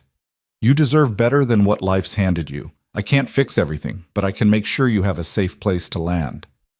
That's not just kindness, Ruth said softly. That's something more. Maybe. He didn't deny it, didn't look away. But whatever it is, it's not something you need to worry about. I'm not expecting anything from you, Ruth. I'm not one of those men who thinks helping someone means they owe you something. You're safe here, and that includes being safe from me. The careful distance he was maintaining, the explicit reassurance, it should have been comforting, and it was. But it was also somehow disappointing in a way Ruth didn't want to examine too closely. I know I'm safe with you, she said. I've always known that. They stood there in the kitchen, the silence stretching between them, heavy with things neither was quite ready to say aloud. Then the baby kicked, hard enough that Ruth gasped and pressed a hand to her side. You all right? Colton asked immediately, concern flooding his expression. Fine. The baby's just very active today. She smiled despite the discomfort. I think your voice woke it up. It always moves more when you're around. Really? Really? Here. Without thinking, she reached for his hand and pressed it against her belly, where the baby was pushing. Feel that? Colton's expression transformed into something Ruth couldn't quite name. Wonder, maybe, or reverence. His large, calloused hand covered half her belly, and beneath it the baby shifted and kicked, as if showing off. That's amazing, he breathed. That's a whole person in there. A whole person who seems to like you, Ruth said, Acutely aware that they were standing very close, his hand warmed through her dress, their faces inches apart. "Smart baby," Colton said, and his voice had gone rough around the edges. The moment stretched, suspended in amber. Then Miguel's voice called from outside, breaking the spell, and Colton stepped back quickly, his hand dropping away. "I should get back to work," he said, not quite meeting her eyes. "Yes, of course." He was gone before she could say anything else, leaving Ruth alone in the kitchen with her heart beating too fast and her thoughts spinning in dangerous directions. The 5th week brought autumn's first hints: cooler mornings, earlier sunsets, leaves beginning to turn gold on the cottonwoods that lined the creek. Ruth's belly had grown larger, making even simple movements awkward, but she refused to slow down. She'd discovered she enjoyed the work, enjoyed managing the household and the books, enjoyed the satisfaction of seeing tangible results from her efforts. More than that, she'd discovered she enjoyed Colton's company. Their evening conversations had become the highlight of her days, long talks over supper and coffee, discussing everything from horse breeding techniques to books they'd read to their very different childhoods. He made her laugh with stories about disastrous attempts to cook for himself, and she found herself sharing memories she'd thought she'd buried forever. "My mother died when I was 14, she told him one evening, watching the sunset paint the mountains purple through the window. Consumption. It took her slowly, painfully. By the end, she didn't even recognize me." "I'm sorry," Colton said quietly. "After she died, my father changed. Became harder, colder. Threw himself into his business and expected me to run the household like I was 30 instead of 14. I tried so hard to be perfect, to be what he needed, to make him proud." She traced the rim of her coffee cup with one finger. "And then Henry happened, and I failed the one test that apparently mattered more than all the others. Wasn't smart enough to keep my virtue until marriage." "That's not failure," Colton said, his voice tight with suppressed anger. "That's being human, making a mistake, trusting the wrong person. Your father should have understood that." "Should have, but didn't." Ruth looked at him then, this man who'd somehow become her closest friend in a matter of weeks. "Do you ever wonder if we're shaped more by the people who fail us than by the ones who love us?" "Every day," Colton admitted. "My father loved me, but he was so broken by losing my mother that half the time he forgot I existed. I raised myself more than he raised me. Learned early that if I wanted something, I had to get it myself. If I needed help, I had to figure it out alone." "That sounds lonely." "It was. Is." He smiled, but there was sadness in it. "That's probably why I'm so bad at accepting help from Miguel and Maria. Why I let this house fall apart instead of asking someone to help me manage it. I'm not used to depending on people. And now you've got me here, reorganizing your entire life." Ruth smiled. "How's that working out for you?" "Better than I expected," Colton said, and the way he looked at her made her breath catch. "Turns out having someone to talk to, someone to share meals with, someone who actually cares if I eat vegetables, it's nice, really nice. Just nice? More than nice." The admission hung between them, weighted with meaning. "Ruth, I need to tell you something." Her heart stuttered. "What?" He seemed to struggle with the words, opening his mouth twice before anything came out. "I know the arrangement was supposed to be temporary, just until the baby comes. But if you wanted to stay longer, if you needed more time to figure things out, you could. You'd always have a place here." It wasn't a declaration of love, wasn't even really a declaration of anything specific. But Ruth understood what he was offering: permanence, security, a future beyond the next crisis. It was more than she'd dared to hope for. "Colton, I can't keep being your employee forever. Eventually, people will—" "I don't care what people will do," he interrupted. "I care about what's right for you and that baby. Everything else is just noise." "But you should care. Your business, your reputation in the community, those things matter." "They matter less than you do." The words fell like stones into still water, sending ripples through everything Ruth thought she understood about their relationship. She stared at him, this honest, steady man who'd somehow become the center of her world without her quite noticing when it happened. "Colton, don't answer now," he said quickly. "I don't need an answer. I just wanted you to know. Whatever happens, wherever you decide to go, you've got options. That's all." But it wasn't all, and they both knew it. The 6th week brought a visitor neither of them expected. Ruth was hanging laundry in the yard, a task she'd learned to do efficiently despite her size, when she heard a wagon approaching. Colton was working with a young colt in the corral, and Miguel had gone into town for supplies, so Ruth was alone when the wagon pulled up and a woman climbed down. She was perhaps 40, dressed practically but well, with kind eyes and the weathered face of someone who'd spent years under the Nevada sun. She studied Ruth for a moment, taking in the pregnant belly, the simple work dress, the domestic scene. "You must be Ruth," the woman said. "I'm Sarah Morrison. My husband bought a horse from Colton last month." "Mrs. Morrison." Ruth wiped her hands on her apron, suddenly self-conscious. "How can I help you?"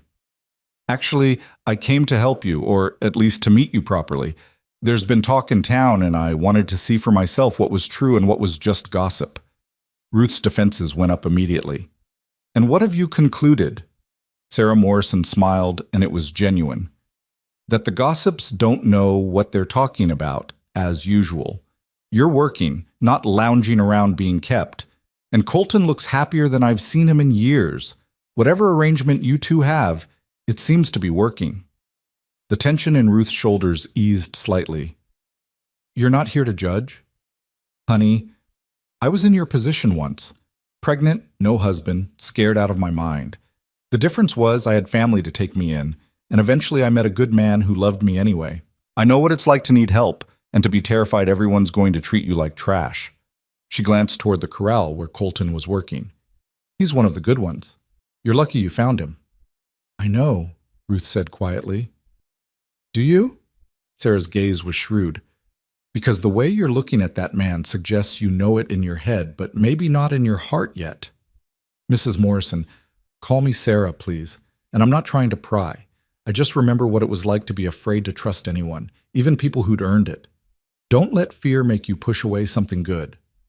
Before Ruth could respond, Colton noticed them and headed over, his expression guarded until he recognized the visitor. "Mrs. Morrison, everything all right with the gelding?" "The gelding's perfect. I came to meet Ruth properly and to invite you both to Sunday supper next week. My husband wants to talk to you about buying another horse, and I'd like to get to know your Ruth better." "She's not my—" Colton started, then stopped, seeming to realize that correction would require explaining what Ruth was exactly, and neither of them had good words for it. "Sunday supper sounds nice. Thank you." After Sarah Morrison left, Colton and Ruth stood together in the yard, watching the wagon disappear down the road. "That was unexpected," Ruth said. "Sarah's good people. If she's extending friendship, it's genuine." "She called me your Ruth." Colton didn't look at her. "I noticed." "Did you also notice you didn't correct her?" "I started to." "But you stopped." "But I stopped." He finally turned to face her, and his expression was raw with an honesty that took her breath away. "Because maybe part of me didn't want to correct her. Maybe part of me liked how it sounded." Ruth's heart was hammering so hard she was sure he could hear it. "Colton, what are we doing here?" "I don't know," he admitted. "I've been trying to figure that out for weeks. All I know is that somewhere between catching you on that platform and right now, you stopped being someone I was helping and became someone I can't imagine not having around. I'm still pregnant with another man's child. I know. I'm still ruined in society's eyes. I don't care. You should care. I come with complications. Ruth." He stepped closer, close enough that she could see gold flecks in his hazel eyes. "Look at me. Really look at me and tell me honestly, do I look like a man who's ever done anything the easy way?" Despite everything, she laughed. No, you don't." "Then why would I start now?" His hand came up, hesitated, then gently tucked a strand of hair behind her ear. "I know this is complicated. I know we've got timing all wrong. I know you're in a position where you're dependent on me, and that makes any feelings murky at best. But Ruth, I've never met anyone like you. You're smart and strong and brave, and watching you rebuild your life piece by piece it's been amazing. You're amazing." Tears pricked Ruth's eyes. "I'm not amazing. I'm scared all the time, scared of what happens when the baby comes, scared of being a mother, scared of messing everything up again." "Being scared doesn't make you weak.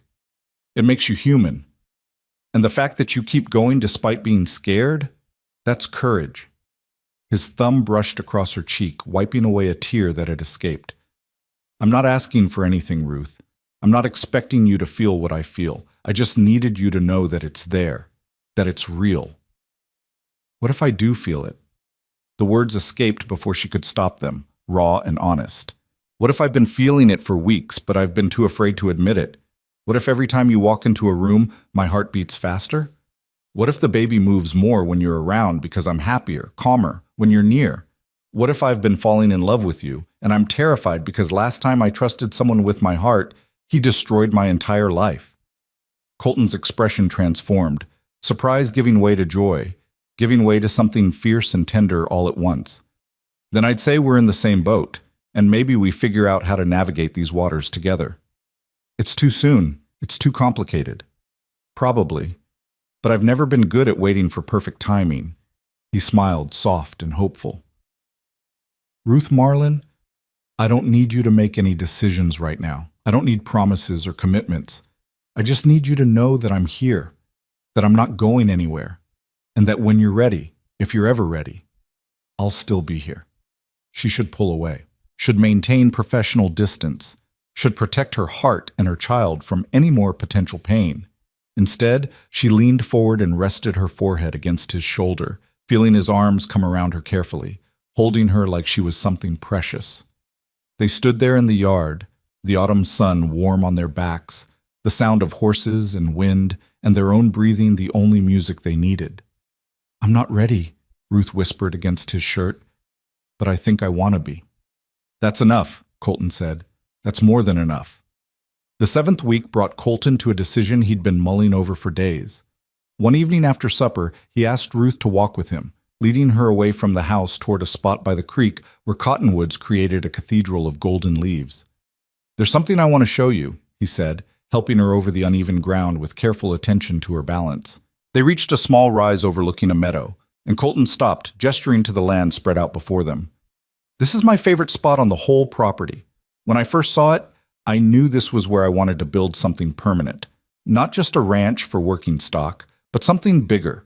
A breeding operation, training facility, something that would last beyond me, that I could build into something significant.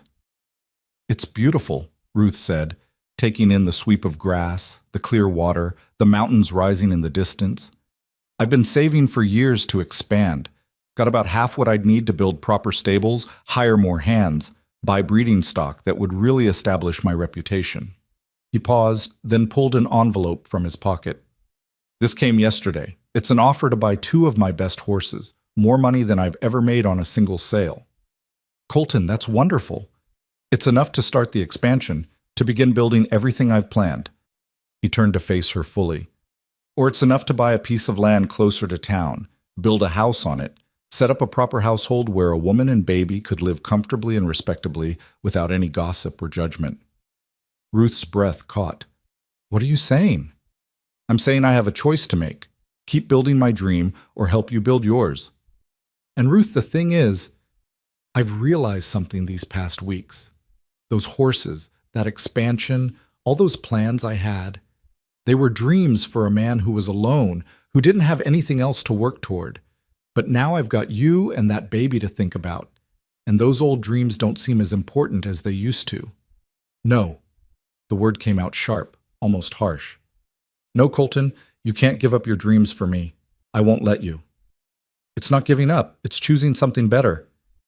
It's sacrificing what you've worked for your entire adult life because you feel responsible for me. That's not fair to you, and it's not what I want. Ruth's hands clenched at her sides. I didn't come here to ruin your life. I came here to rebuild mine. And I can't do that by watching you give up everything you've worked for. Then what do we do? Colton's voice was raw with frustration. Because in about 6 weeks, you're going to have a baby.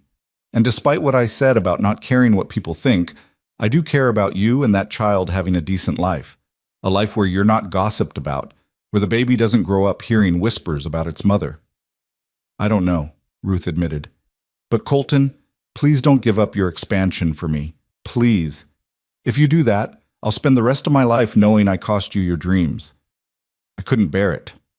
They stood there in the golden light of late afternoon, the creek murmuring behind them, both of them wanting to solve a problem that had no easy solution. Finally, Colton spoke. What if there was a way to have both? Your respectability and my expansion. How? He took a deep breath, and when he spoke, the words came out careful and measured, like he'd been rehearsing them. What if we got married? The world seemed to stop. Ruth stared at him, certain she'd misheard. What? Marry me. Not because you owe me anything, not out of obligation, but because it solves things. You'd have a name, legal protection, a secure home. The baby would have a father's name on the birth certificate, and I'd have you, which is what I want anyway. We'd have time to let the relationship develop naturally, no pressure, but you'd be safe, and I'd get to keep building my ranch, and maybe it could work. Colton, Ruth struggled to find words. That's insane. You can't just marry someone to solve practical problems. Why not? People have been doing it for thousands of years. Arranged marriages, marriages of convenience. Some of them turn into real love stories. We've already got friendship and attraction. That's more than a lot of couples start with.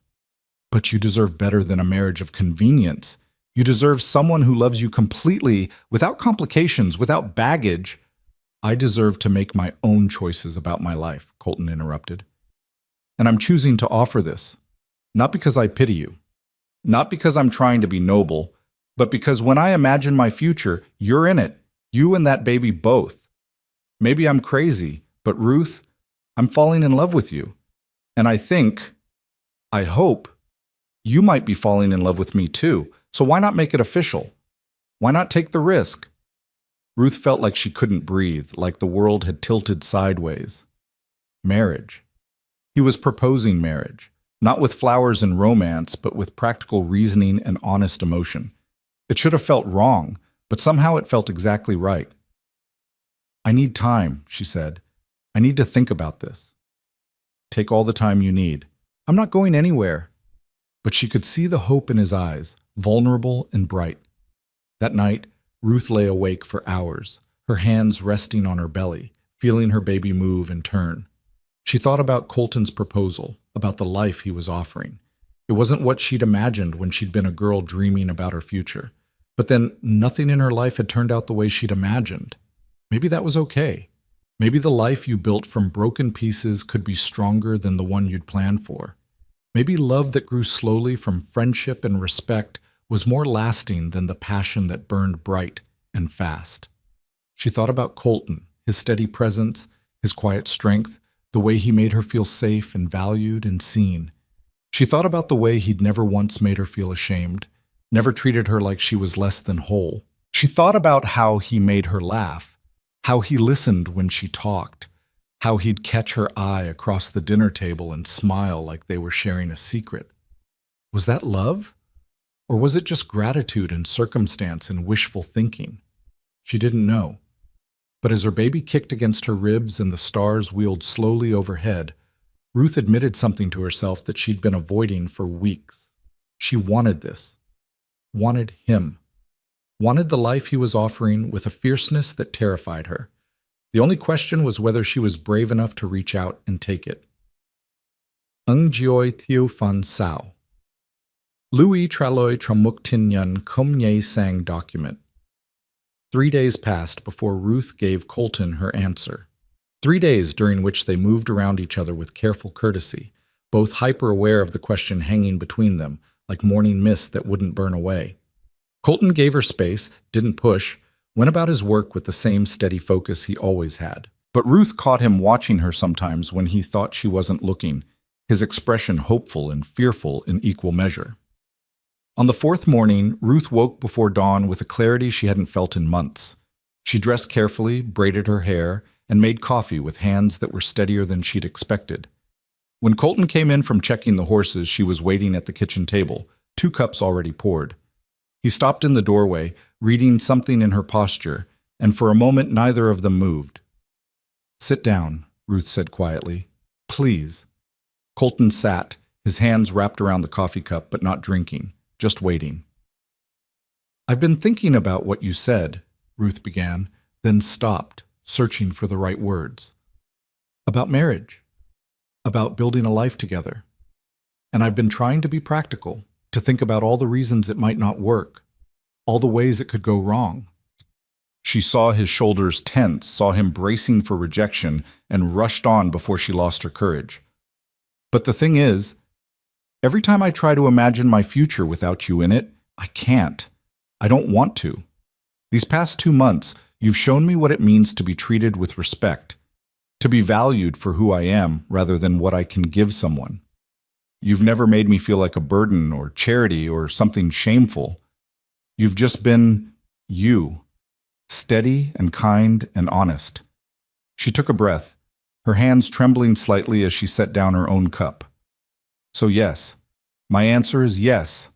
I'll marry you, Colton Reeves, if the offer still stands.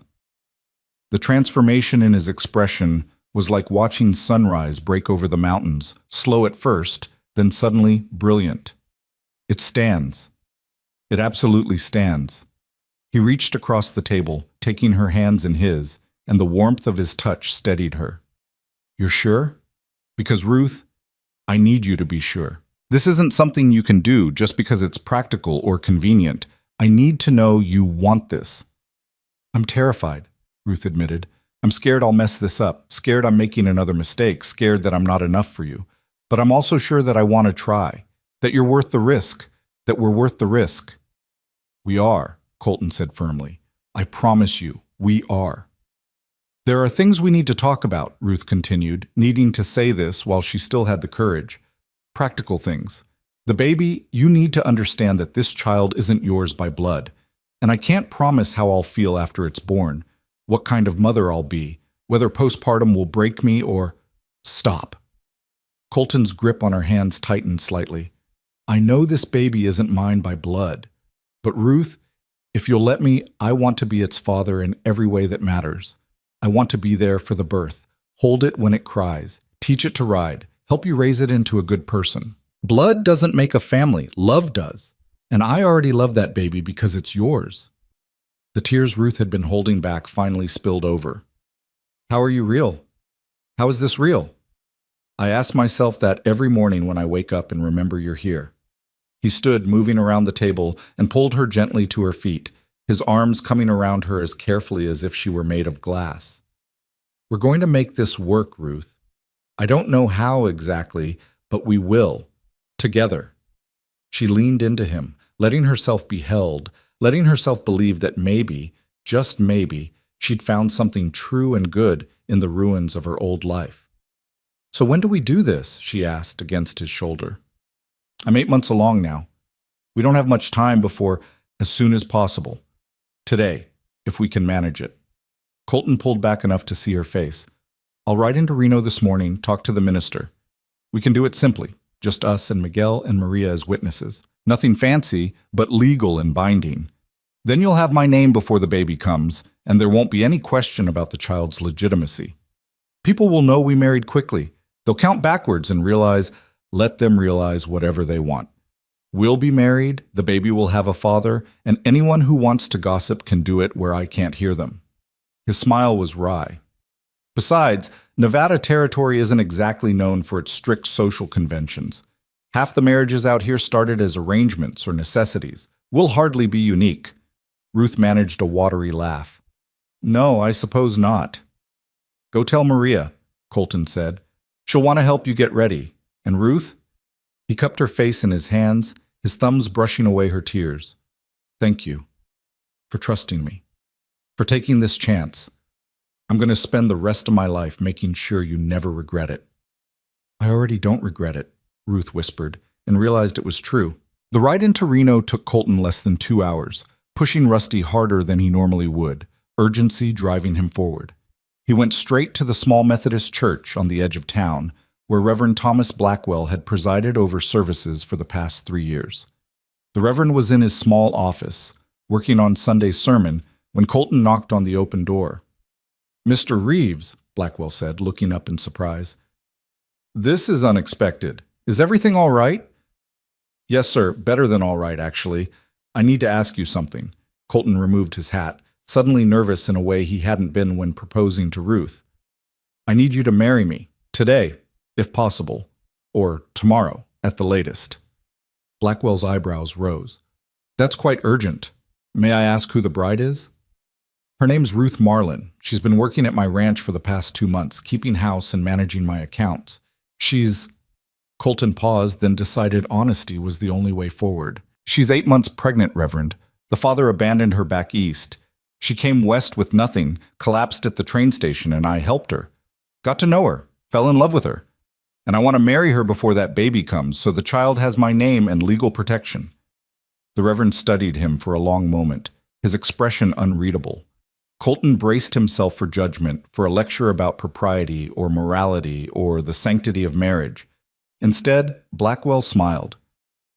Mr. Reeves, in my 3 years in Nevada, I've married minors to dance hall girls, widowers to women half their age, and one memorable couple who'd known each other exactly 4 days.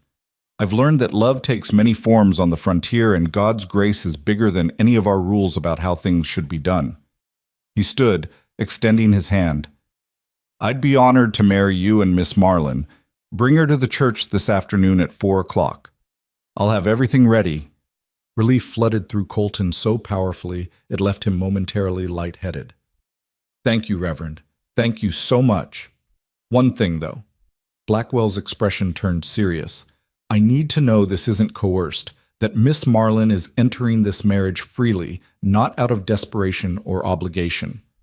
She is. I made sure she knew she had other options, that she didn't owe me anything. She chose this, chose us. Good. Then I'll see you both at 4. Blackwell paused.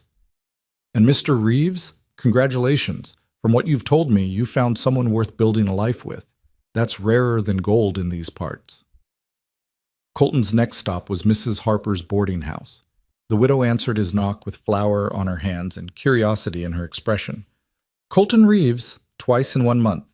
To what do I owe the pleasure? I'm getting married this afternoon, and I need your help. Mrs. Harper's eyes went wide, then she broke into a delighted smile. It's Ruth, isn't it? You're marrying that girl? I am, at 4 o'clock. But Mrs. Harper, she doesn't have a proper dress, and I know it's short notice, but I was hoping... Say no more. The widow was already untying her apron, calling for her daughter. Martha, close up the kitchen and get my sewing basket. We've got a wedding dress to alter. She turned back to Colton. I've got my own wedding dress packed away upstairs. It'll be too big, but we can take it in enough to work for one afternoon. And I've got ribbon and flowers. We'll make her beautiful. She's already beautiful, Colton said without thinking, then felt heat rise in his cheeks. Mrs. Harper laughed, patting his arm. Oh, you've got it bad, don't you? Well, good. That girl deserves someone who sees her that way. Now go, you need to get yourself cleaned up too. Can't have the groom showing up in dusty work clothes. There's a bathhouse 2 streets over, and Ferguson's Mercantile sells ready-made suits. Get a haircut while you're at it.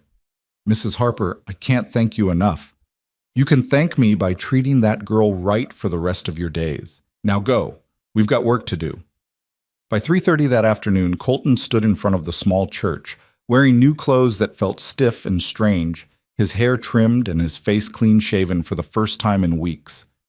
Miguel stood beside him, dressed in his Sunday best, grinning like this was the greatest entertainment he'd seen in years. You nervous, boss? Terrified, Colton admitted. Good. A man should be a little scared on his wedding day. Means he understands what he's promising. Miguel clapped him on the shoulder. But you're doing the right thing. That Ruth, she's good for you. Makes you smile more. She does, Colton agreed, then stopped talking because a wagon was pulling up, and Mrs. Harper was climbing down, and then she was helping someone else down, and Colton forgot how to breathe. Ruth looked like something from a dream. The white dress Mrs. Harper had altered fit her perfectly, somehow making her pregnancy look graceful rather than awkward. Her dark hair had been arranged with small white flowers woven through it, and she carried a simple bouquet of late-blooming wildflowers. But it was her expression that struck him most, nervous but happy, scared but certain, looking at him like he was something worth walking toward. You're beautiful, he said when she reached him, the words inadequate but heartfelt. You're not so bad yourself, Ruth replied, her smile tremulous but real. Ready to do this? I've never been more ready for anything in my life. The ceremony was simple and short. conducted in the small church with only Miguel, Maria, and Mrs. Harper as witnesses. Reverend Blackwell spoke briefly about love and commitment, about building a life together through all seasons, good and difficult. Then came the vows. Colton Reeves, do you take this woman to be your lawfully wedded wife, to have and to hold from this day forward, for better or worse, for richer or poorer, in sickness and in health, to love and to cherish, till death do you part? I do. The words came easily without hesitation. Ruth Marlin, do you take this man to be your lawfully wedded husband, to have and to hold from this day forward, for better or worse, for richer or poorer, in sickness and in health, to love and to cherish, till death do you part? Ruth's voice wavered slightly, but it was clear. I do. Then by the power vested in me by the territory of Nevada, I now pronounce you husband and wife. Colton, you may kiss your bride. Colton turned to Ruth, his heart hammering, suddenly unsure. They'd never kissed, had barely touched beyond holding hands in that one long embrace. But Ruth smiled, small and encouraging, and rose on her toes, awkwardly, given her size, and pressed her lips to his. It was chaste and brief, nothing like the passionate kisses described in novels. But it was perfect, a promise and a beginning, and when they pulled apart, both of them were smiling. Mrs. Harper cried openly, dabbing at her eyes with a handkerchief. Maria embraced them both, chattering in rapid Spanish about babies and blessings. Miguel shook Colton's hand with such vigor it nearly pulled his arm from its socket. "Welcome to the family, Mrs. Reeves," the Reverend said, shaking Ruth's hand warmly. Mrs. Reeves. Ruth tested the name silently, feeling how it fit. No longer Ruth Marlin, fallen woman and object of pity. Now Ruth Reeves, married woman, rancher's wife, someone with a place and a purpose and a future. The ride back to the ranch took longer than usual because Colton drove the wagon carefully, mindful of Ruth's condition and the rough roads. She sat beside him, her hand resting on his arm, both of them quiet but comfortable with the silence. The sun was setting as they pulled into the yard, painting the whole valley in shades of gold and amber. Maria had gone ahead to prepare supper, and Miguel had decorated the house with wildflowers and ribbon, a simple celebration that made Ruth's eyes fill with tears yet again. "Sorry," she said, wiping at her face. "I don't know why I keep crying. I'm happy. I swear." "Cry all you want," Colton said, helping her down from the wagon. "Happy tears are the best kind." They shared supper with Miguel and Maria, the meal festive and warm, filled with laughter and stories and gentle teasing. Then, as full darkness fell and the stars emerged overhead, Miguel and Maria tactfully excused themselves to their cabin, leaving Colton and Ruth alone in the house that was now officially theirs together. Suddenly, the air felt charged with uncertainty. They stood in the kitchen, neither quite sure what came next. "Ruth," Colton said finally, "I want you to know I don't expect anything tonight, or any night until you're ready. We're married legally, but that doesn't mean you owe me anything. Your room is still yours for as long as you want it." Relief and disappointment warred in Ruth's expression. "Thank you. With the baby coming so soon and everything being so new, I understand completely. We've got the rest of our lives, Ruth. There's no rush." She crossed to him then, standing close enough that he could smell the wildflowers in her hair. "But I don't want you to feel unwelcome in your own home. This is strange for both of us. Maybe we could just be together, talk like we usually do. I'm not ready for everything that marriage typically means, but I'd like your company, if that's all right." "That's more than all right," Colton said, feeling the tension in his chest ease. "How about I make us some coffee and we sit on the porch like always, same as every other night, just with different names?" "I'd like that very much." So that's what they did. They sat on the porch in chairs pulled close together, watching the stars wheel slowly overhead, talking about everything and nothing. Ruth told him about her hopes for the baby, her fears about labor and motherhood. Colton told her about his plans for the ranch, now that he could move forward with the expansion. They talked about winter coming, about whether they should plant a garden in the spring, about what to name the baby, if it was a boy or a girl. "I always like the name Thomas if it's a boy," Ruth said. "After my grandfather. He was the only one in my family who was kind to me when I was young. Thomas Reeves, Colton tested the name. I like it. Strong name. And if it's a girl? I'm not sure. Something that means hope, maybe? Or new beginnings? Dawn, Colton suggested. Dawn Reeves. Because she'd be the start of something new for both of us. Ruth smiled, her hand moving to rest on her belly. Dawn or Thomas. Either way, they'll have a good father, better than I ever dared to hope for. And they'll have a strong mother, someone who crossed a continent alone to protect them. That takes courage, Ruth. Don't ever doubt that. They stayed on the porch until Ruth started yawning, exhaustion finally catching up with the emotions of the day. Colton walked her to her room, pressed a gentle kiss to her forehead, and bid her good night. Colton, Ruth called as he turned to leave. Thank you. For today. For everything. I know this isn't the conventional start to a marriage, but I'm glad it's ours. So am I, he said. Sleep well, Mrs. Reeves.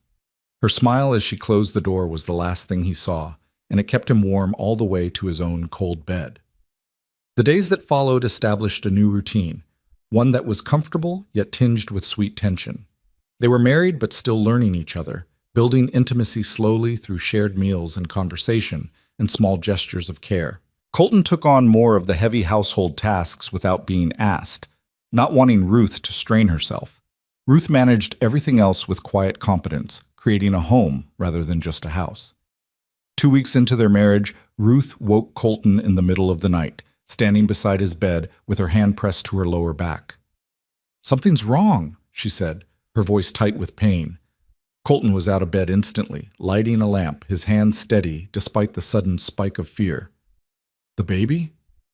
I don't think so. It's too early. I've still got 3 weeks at least, but I've been having pains for the past hour, and they're getting stronger. False labor, maybe? Or, I don't know. Ruth's face was pale in the lamplight. Colton, I'm scared. I know, but we'll figure this out. He was already pulling on his boots, his mind racing through options. I'm going to wake Miguel, have him ride for the doctor. You're going to lie down and try to stay calm. Can you do that? Ruth nodded, but when another pain hit, she gasped and doubled over, her hand clutching at Colton's arm so hard her fingernails dug into his skin. It hurts, she whispered when it passed. God, it hurts so much. Miguel made the ride into Reno in record time, returning with Dr. Sullivan just as dawn was breaking. The doctor examined Ruth while Colton paced in the kitchen, wearing a path in the floor, his hands clenched into fists. Well? He demanded when the doctor finally emerged from Ruth's room. She's in labor. Early, yes, but not dangerously so. The baby's coming today, Mr. Reeves, probably within the next 12 hours. Dr. Sullivan set down his bag, his expression serious but not alarmed. The good news is everything seems to be progressing normally. The bad news is it's her first child, and first labors are typically long and difficult. She's going to need support.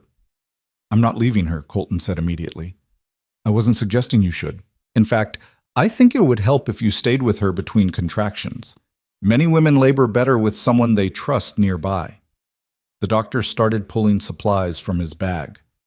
Mrs. Rodriguez Maria, she's experienced with childbirth, yes? 6 children of her own, Colton confirmed. Good. Then we've got what we need. Now, Mr. Reeves, I need you to understand something. Childbirth is dangerous, especially for women who've been through what your wife has endured. Malnutrition, stress, traveling while pregnant, all of it puts strain on the body. I'm going to do everything I can, but you need to prepare yourself for the possibility that things might not go perfectly. The floor seemed to tilt beneath Colton's feet. What are you saying? I'm saying have faith, but also be realistic. I won't lie to you. There are risks, for Ruth and the baby both. Dr. Sullivan's expression was kind but firm. But she's young, she's gotten stronger these past months, and she's got people who care about her. Those are all points in her favor. The next 12 hours were the longest of Colton's life. He stayed by Ruth's side through every contraction, holding her hand, offering water, wiping sweat from her forehead with a cool cloth. Maria handled the practical aspects, Fresh linens, hot water, quiet encouragement in Spanish that Ruth probably didn't understand but seemed to find comforting anyway. Dr. Sullivan monitored everything with calm competence, checking Ruth's progress, listening to the baby's heartbeat, offering reassurance when the pain made Ruth cry out. "I can't do this," Ruth gasped after one particularly brutal contraction. "Colton, I can't." "Yes, you can," he said firmly, squeezing her hand. "You're the strongest person I know. You've survived everything life has thrown at you, and you'll survive this too.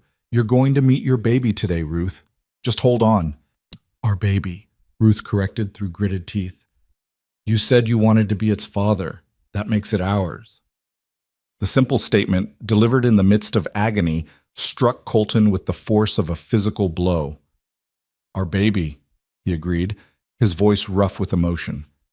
"And it's going to be beautiful and strong, just like its mother." The hours crawled by. Morning turned to afternoon, afternoon to evening. The September sun painted long shadows across the bedroom floor. Ruth grew exhausted, her face drawn and pale, her strength visibly flagging. "I don't think I can keep doing this," she whispered during a brief respite. "I'm so tired, Colton." "I know, but you're almost there. Dr. Sullivan says the baby's close. Just a little longer, love. Just hold on a little longer." He hadn't meant to call her love, but the endearment slipped out naturally, and Ruth's eyes filled with tears. "Stay with me," she said. "Whatever happens, don't leave. I'm not going anywhere, I promise." As the sun finally touched the horizon, painting the room in shades of amber and rose, Dr. Sullivan announced that it was time to push. Maria positioned herself at Ruth's shoulders, supporting her. Colton stayed at her side, one arm around her, letting her grip his hand so hard he felt bones grind together. "You can do this," he murmured against her hair. "Just a little more." "You're so close." Ruth pushed with every ounce of strength she had left, her cries filling the small room. Once, twice, 3 times, and then suddenly there was a different sound, high and piercing and utterly perfect. A baby's cry. "It's a boy," Dr. Sullivan announced, his voice warm with relief and satisfaction. "A healthy boy with good lungs. Congratulations, Mr. and Mrs. Reeves." Ruth collapsed back against the pillows, tears streaming down her face, laughing and sobbing at the same time. Maria quickly cleaned the infant while the doctor finished with Ruth, and then suddenly Colton was being handed a tiny, squirming bundle wrapped in a clean cloth. He stared down at the baby in his arms, impossibly small, red-faced and screaming, absolutely perfect. The child had a shock of dark hair and was waving tiny fists in indignation at being born. "Hello, Thomas," Colton whispered, and the baby's eyes opened, dark and unfocused, but somehow seeming to look right at him. "Welcome to the world, son." "Let me see him," Ruth said weakly, reaching out. "Please, let me hold him." Colton carefully transferred the baby to Ruth's arms, watching as her expression transformed into something transcendent, exhaustion and pain giving way to pure love. She cradled the infant against her chest, her fingers gently tracing his tiny features. "He's perfect," she breathed. "Oh, Colton, he's absolutely perfect." "He is," Colton agreed, sitting on the edge of the bed, his arm around Ruth's shoulders, looking down at the child they would raise together. "You did it, Ruth. You brought him safely into the world." "We did it," Ruth corrected, leaning into Colton's strength. "I couldn't have done this without you." Dr. Sullivan cleaned up his instruments, gave final instructions for Ruth's care and recovery, and departed with the satisfaction of a job well done. Maria brought soup and bread, coaxing Ruth into eating a few bites despite her exhaustion. Miguel appeared briefly at the door, grinning broadly, offering congratulations in rapid Spanish before retreating to give them privacy. As night fell fully and the house grew quiet, Colton found himself alone with Ruth and the baby. Ruth had finally fallen into an exhausted sleep. Thomas nestled in the crook of her arm, both of them peaceful and safe. Colton sat in a chair beside the bed, unwilling to leave, watching them both by lamplight. This tiny person who'd entered the world just hours ago, who carried another man's blood but would carry Colton's name. This was his son now. Not by biology, but by choice, by promise, by love. "I'm going to be the best father I know how to be," Colton whispered to the sleeping infant. I'm going to teach you to ride and work hard and treat people with respect. I'm going to make sure you know your mother is the bravest person either of us will ever meet. And I'm going to love you, Thomas, with everything I have. You're mine now, mine and hers, and we're going to be a family." As if in response, the baby made a small sound, one tiny hand flexing open and closed. Colton reached out, letting the child's fingers wrap around one of his own, marveling at how something so small could hold on so tightly. Ruth stirred slightly in her sleep, and her free hand moved until it found Colton's, their fingers intertwining. And there they stayed as the night deepened, husband, wife, and newborn son, bound together by circumstances that had started with a fall on a train platform and led to this moment of perfect, hard-won grace. The days that followed were a blur of new parenthood, sleepless nights, and crying babies, and the constant worry that they were doing everything wrong. Thomas proved to have strong lungs and stronger opinions about when he wanted to eat, which was apparently constantly. Ruth recovered slowly but steadily, and Colton discovered reserves of patience he hadn't known he possessed. Maria was invaluable, teaching them both the basics of infant care with the wisdom of someone who'd raised 6 children.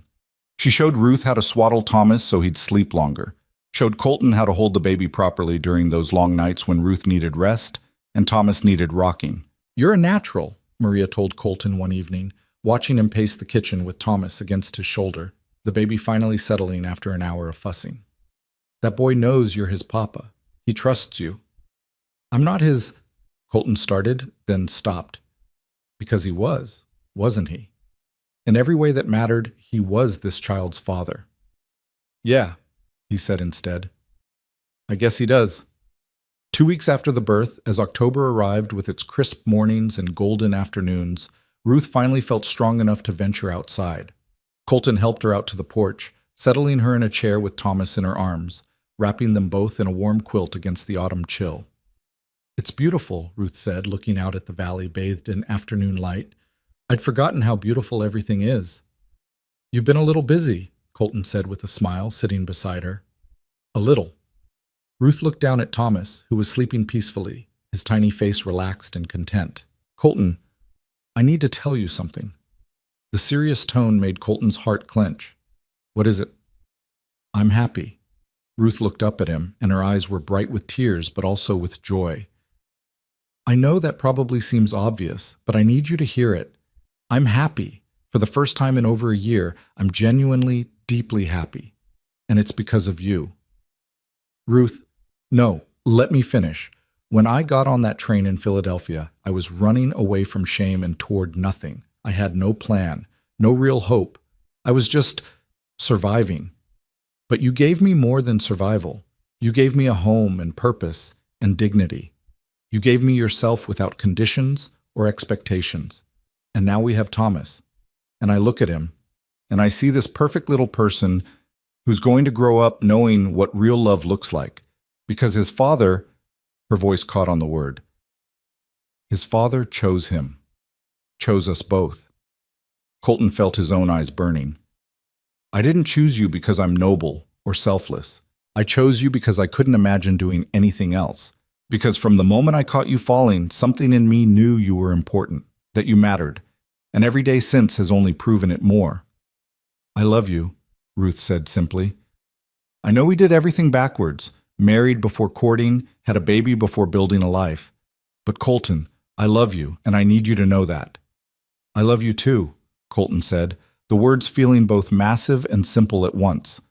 "I have for weeks, but I didn't want to push, didn't want you to feel obligated to say it back."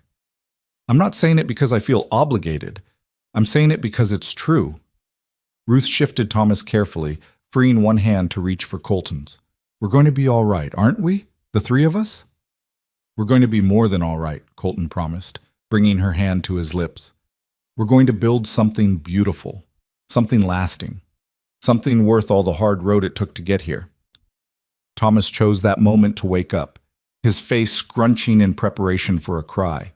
But Colton quickly took him from Ruth's arms, standing and swaying gently, and the baby settled, looking up at him with those dark, serious eyes. "See?" Ruth said, watching them with a smile. "He knows his papa."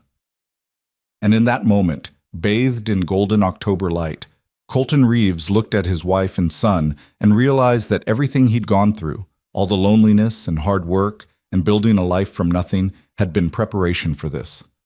For them. For family. He'd caught a falling woman on a train platform 8 weeks ago, and in doing so, he'd caught hold of his entire future. "Come here," he said softly to Ruth, and when she stood and came to his side, he wrapped his free arm around her, holding his whole world in that small circle of embrace. "Look at us. Look at what we built." Ruth leaned her head against his shoulder, her hand resting on Thomas's small chest, feeling the rise and fall of his breathing. "We did, didn't we? Against all odds." "Against all odds," Colton agreed. "And this is just the beginning, Ruth, just the beginning." The weeks turned to months with a speed that surprised them both. November brought the first snow, dusting the valley in white and transforming the ranch into something from a winter tale. Thomas grew rapidly, changing almost daily from a sleepy newborn into an alert infant who tracked movement with his eyes and made small sounds that Ruth swore were attempts at conversation. December arrived cold and clear, and with it came Colton's 30th birthday. Ruth marked the occasion by baking a cake, her first attempt at anything beyond basic bread and stew, which came out lopsided but delicious. They celebrated quietly with Miguel and Maria, Thomas sleeping peacefully in a wooden cradle that Colton had built with his own hands, sanded smooth and painted with careful precision. "Make a wish," Ruth said, lighting candles that flickered in the warm kitchen. Colton looked at her across the table, at Thomas in his cradle, at the home they'd built together in these few short months, and realized he had nothing left to wish for. Everything he wanted was already here. "I'm good," he said simply. "Got everything I need." "Humor me anyway," Ruth insisted with a smile. So Colton closed his eyes and wished silently for time. More time with Ruth. Time to watch Thomas grow. Time to build their life piece by piece into something unshakable. When he opened his eyes and blew out the candles, Ruth was watching him with an expression he was learning to recognize. That particular softness that meant she was feeling the same things he was, but didn't quite have words for. That night, after Miguel and Maria had returned to their cabin, and Thomas was settled for what would hopefully be a few hours of sleep, Ruth appeared in the doorway of Colton's room. She stood there in her nightgown and robe, her hair loose around her shoulders, looking nervous but determined. "Can I come in?" she asked quietly. Colton sat up immediately, concern flooding through him. "Of course. Is something wrong? Is Thomas—" "Thomas is fine. I just—" She stepped inside, closing the door behind her. "I've been thinking about us, about this marriage." His heart stuttered, sudden fear tightening his chest. "Ruth, if you're unhappy, if this isn't what you want, that's not what I'm saying." She crossed to the bed, sitting on the edge, her hands folded in her lap. "I'm saying the opposite, actually. These past 3 months, living with you, raising Thomas together, building this life. Colton, it's been the happiest time of my life. And I keep waiting for the other shoe to drop, for something to go wrong, because I've learned not to trust happiness. But it keeps not going wrong." She looked up at him, and in the lamplight her eyes were luminous. "You keep being exactly who you've always been, kind and steady and true. You love Thomas like he's yours by blood. You treat me like I'm precious. And I've realized something." "What's that?" "I don't want us to keep living like roommates who happen to be married. I don't want separate rooms and careful distance. I want—" She took a breath, her courage visible in the set of her shoulders. "I want a real marriage, Colton, in every sense, if you still want that too." For a moment, Colton couldn't speak, couldn't move, couldn't do anything but stare at this woman who'd become the center of his world. "Ruth, are you sure? Because there's no rush, no pressure. I meant what I said about waiting as long as you need." "I'm sure." Her hand found his, her fingers intertwining with his. "I love you. Not because I'm grateful, not because you saved me, but because of who you are. Because you make me laugh. Because you're patient with Thomas even at 3 a.m. when he won't stop crying. Because you look at me like I'm something wonderful even when I'm covered in spit up and haven't slept in days." She smiled, tremulous but real. "I want to be your wife in truth, not just on paper. If you'll have me. Colton pulled her close, his arms coming around her, his face buried in her hair. If I'll have you. Ruth, I've been yours since the moment I caught you. I've just been waiting for you to feel safe enough to be mine. I feel safe, Ruth whispered against his shoulder. I feel safe and loved and home. Finally, home. What followed was tender and slow, a wedding night delayed by months but worth the waiting. They learned each other carefully, building intimacy from the foundation of friendship and trust they'd already established. And when Ruth finally fell asleep in his arms, her head on his chest and her hand over his heart, Colton lay awake for a long time, marveling at the strange and perfect path that had led them here. Winter deepened, and with it came challenges they faced together. A bad storm killed 2 of the horses, a financial blow that would have devastated Colton alone but became manageable with Ruth's careful management of their resources. Thomas caught a cold that had them both terrified until Dr. Sullivan assured them it was normal, just part of childhood. The cabin leaked during a particularly harsh rain, requiring repairs that Colton and Miguel completed while Ruth kept Thomas warm and dry inside. But there were triumphs, too. The advertisement Ruth had designed brought inquiries from as far as Carson City and Sacramento, leading to 3 sales that more than made up for the lost horses. Thomas smiled for the first time in late January, a toothless grin that made Ruth cry happy tears, and Colton carry the baby around the house for an hour just to see if he'd do it again. And on a clear February morning, Ruth discovered she was pregnant again. She told Colton that evening after supper, her hands twisting nervously in her apron. I know it's soon. Thomas is barely 4 months old, but that's wonderful, Colton interrupted, pulling her into his arms. That's the best news I've heard in weeks. You're not worried about having 2 babies so close together? I'd be lying if I said I wasn't a little nervous. But Ruth, we've handled everything life has thrown at us so far. We'll handle this too. He pressed a kiss to her forehead. Besides, Thomas will have a sibling, someone to grow up with, to play with. That's a gift. A gift that's going to mean a lot of sleepless nights, Ruth said, but she was smiling. Good thing I'm getting used to those. March brought the first hints of spring, and with it, an unexpected visitor. Ruth was hanging laundry in the yard, Thomas secured in a sling against her chest, when she saw a woman on horseback approaching. As the rider drew closer, Ruth felt her breath catch in recognition. Martha? She called uncertainly. The woman dismounted, and Ruth saw it was indeed her cousin, older than the last time she'd seen her, weather-worn but smiling. Ruth Marlin, or I suppose it's Ruth Reeves now. I heard you got married. Martha. Ruth set down the laundry basket, one hand supporting Thomas instinctively. How did you find me?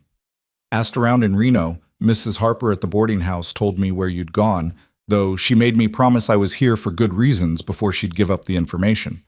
Martha's eyes dropped to Thomas, and her expression softened. This must be the baby. What's his name? Thomas. He's 4 months old now. Ruth hesitated, then asked the question that had haunted her since arriving in Nevada. Why are you here, Martha? Because I heard you tried to find me, that you'd come all the way to Nevada looking for family. Martha's voice was gentle, apologetic. I'm sorry I wasn't there when you needed me. I was dealing with my own troubles, Thomas's death, the remarriage. I lost track of a lot of things, including checking if anyone from back east was trying to reach me.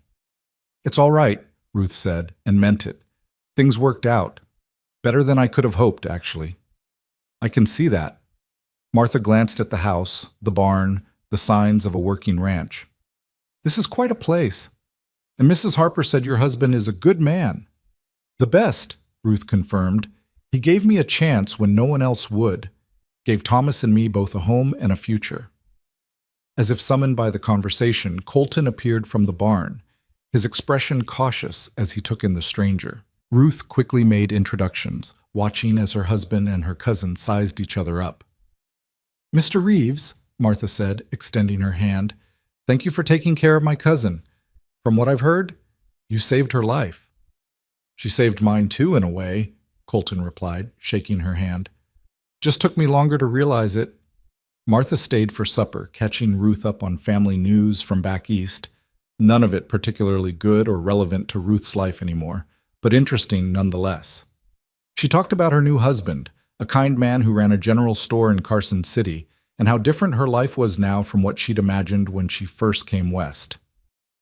"I'm happy for you," Martha said as she prepared to leave, the sun setting behind the mountains. "Truly happy. When I heard you were in trouble, alone and pregnant, I felt terrible that I hadn't been there. But you've built something good here, Ruth, something lasting." "I have," Ruth agreed, glancing at Colton, who was holding Thomas with easy confidence. "Sometimes the family we choose is stronger than the one we're born into." "Wise words," Martha embraced her briefly. "You know where to find me now if you ever need anything. And Ruth, don't let anyone make you feel ashamed of your story. You survived. You built a life. That takes courage most people never have to find." After Martha left, Ruth stood in the yard watching the twilight deepen, Colton beside her with Thomas already drowsing against his shoulder. "You all right?" he asked quietly. "I am. I thought seeing her would bring everything back, all the pain and fear from when I first arrived. But it doesn't hurt anymore. That version of me who collapsed on the train platform feels like a different person." "Because she was," Colton said. "You're not the same woman you were then. You're stronger now, happier." "Because of you." "Because of us," he corrected. "We built this together, Ruth." Spring arrived in full force, transforming the Brown Valley into rolling green dotted with wildflowers. Ruth's pregnancy progressed without complication, and she glowed with health and happiness. Thomas grew into a cheerful, robust baby who smiled at everyone and laughed at his father's silly faces. The ranch flourished, with more orders for horses than Colton could immediately fill, a waiting list that meant financial security for the first time in his life. On a warm April afternoon, Colton took Ruth to see the piece of land by the creek that he'd shown her months ago, the spot where he'd first told her about his dreams for expansion. "I've been thinking," he said, helping her down from the wagon, careful of her growing belly, "about what I want to build here." "The breeding operation?" Ruth asked, taking in the meadow, the water, the cottonwoods in full leaf. "That, yes. But also something more." He turned to face her fully. "I want to build a house here, a real house, bigger than the one we have now, room for Thomas and the new baby and however many more children we're blessed with, room for a proper office where you can manage the books and correspondence, room for living, not just surviving." Ruth's eyes widened. "Colton, that would cost." "I know what it would cost, and we can afford it now, thanks to your management and the business you've brought in. Ruth, I want to build something permanent, something that says we're not just making do, we're making a life, a real, intentional, beautiful life." "When you say children," Ruth said carefully, "plural, how many are you imagining?" Colton grinned. "As many as you're willing to have. I was an only child, and it was lonely. I want our kids to have siblings, family, a house full of noise and chaos and love." "A house full of chaos," Ruth repeated, but she was smiling. "That does sound wonderful. Terrifying, but wonderful." "So you're in favor of building the house?" "I'm in favor of anything that means we're planning a future together." She took his hand, placing it on her belly, where their second child was already making its presence known with small movements. "Build your house, Colton. Build our house. Make it big enough for all those children and all those dreams." They broke ground in May, and the construction became a community project. Miguel recruited his brother and 2 cousins from Silver City. Sarah Morrison's husband sent over a carpenter he knew. Even Mrs. Harper came out from Reno to offer advice on kitchen layouts and storage space. The framework rose through the summer, and by the time Ruth went into labor again in late September, the house was nearly finished. This birth was faster than the first, only 6 hours from first contraction to the moment Dr. Sullivan announced, "It's a girl, a beautiful, healthy girl." Colton held his daughter for the first time with hands that shook slightly, overwhelmed by how tiny and perfect she was. She had Ruth's dark hair and delicate features, and when she opened her eyes, they were the same warm brown as her mother's. "Dawn," Ruth said from the bed, exhausted but radiant. "Like we talked about, Dawn Reeves, our new beginning." "Hello, Dawn," Colton whispered to his daughter. "Your brother's going to be so excited to meet you. He's been practicing being gentle all week." Thomas, now exactly 1 year old, proved to be fascinated by his baby sister. He would sit beside her cradle for long stretches, watching her with solemn attention, occasionally reaching out to carefully pat her tiny hand. And when Dawn cried, Thomas would toddle over to Colton or Ruth, tugging on their clothes and pointing urgently toward his sister, making sure they knew she needed attention. "He's going to be a good big brother," Ruth observed one evening, watching Thomas carefully arrange a blanket over Dawn's cradle. "He learned from the best," Colton said, pulling Ruth close. They stood together in the doorway of the nursery, a whole room dedicated just to the children, something Ruth still marveled at, watching their son care for their daughter. "Do you remember," Ruth said quietly, "when I told you I came west with nothing?" "I remember. I was wrong. I came with one thing, determination to survive, for my baby's sake.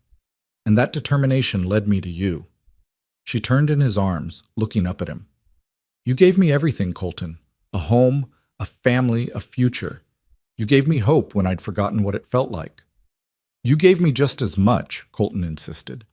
"I was alone, isolated, building a ranch but not a life. You showed me the difference. You made this place a home instead of just land and buildings."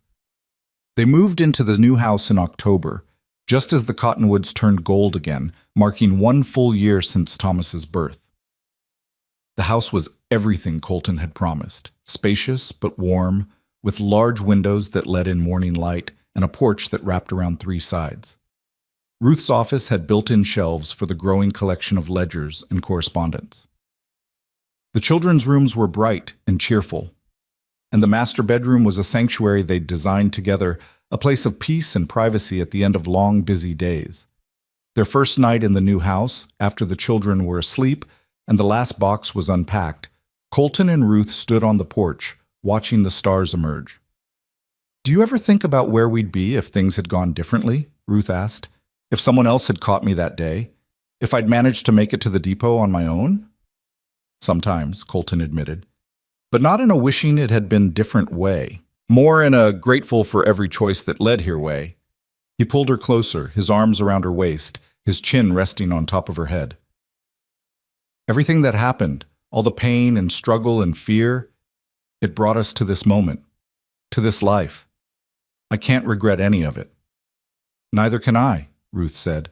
"Not anymore." The years flowed past like water in the creek, steady and sure. Thomas learned to walk, then run, then ride a horse at 3 years old, sitting in front of Colton in the saddle with a grin of pure joy on his face. Dawn grew into a spirited toddler who followed her brother everywhere and demanded to do everything he did. A third child arrived in the spring of 1878, a boy they named James, followed by twin girls, Emma and Lily, in 1880. The house that had seemed so spacious was suddenly full of noise and chaos and laughter. Ruth managed it all with remarkable grace, organizing their growing household while still keeping the ranch's books and managing correspondence that now came from buyers across 3 territories. Colton expanded the breeding operation, his horses becoming known for their quality and temperament, sought after by ranchers and cavalry officers alike. They weathered hard times too, a drought that lasted 2 years, a winter so brutal they lost a quarter of their stock, illness that swept through the household, leaving all 5 children sick and Ruth exhausted from nursing them. But they weathered it together, Colton and Ruth facing each challenge as partners, supporting each other through the difficulties, celebrating the triumphs. On a warm evening in the summer of 1882, 7 years after Ruth had collapsed on that train platform, the family gathered on the porch for supper. Thomas, now 6.5, was telling an elaborate story about a snake he'd seen by the creek. Dawn, 5, interrupted constantly with her own observations. James, 4, focused intently on his food. The twins, 2 years old, made cheerful chaos in their shared high chair.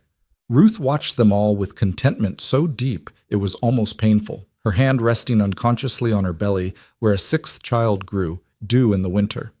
Colton caught her eye across the table and smiled, that special smile he saved just for her, the one that said he knew exactly what she was feeling because he felt it too. "Mama," Thomas said suddenly, interrupting his own story, "tell us about when you and Papa met." Ruth and Colton exchanged glances, surprised. They'd told sanitized versions of the story before, carefully edited to remove the more difficult parts. But Thomas was getting old enough to handle more truth. "What do you want to know?" Ruth asked carefully. "Uncle Miguel says Papa saved your life. Is that true?" "It's true," Ruth confirmed. "I was very sick and your father helped me when no one else would." "Why wouldn't other people help?" Dawn asked, her forehead creasing with the injustice of it. "Because sometimes people are afraid to help," Colton said, stepping in smoothly. "They worry about what others might think, or they don't want to take responsibility. But that's not the right way to be."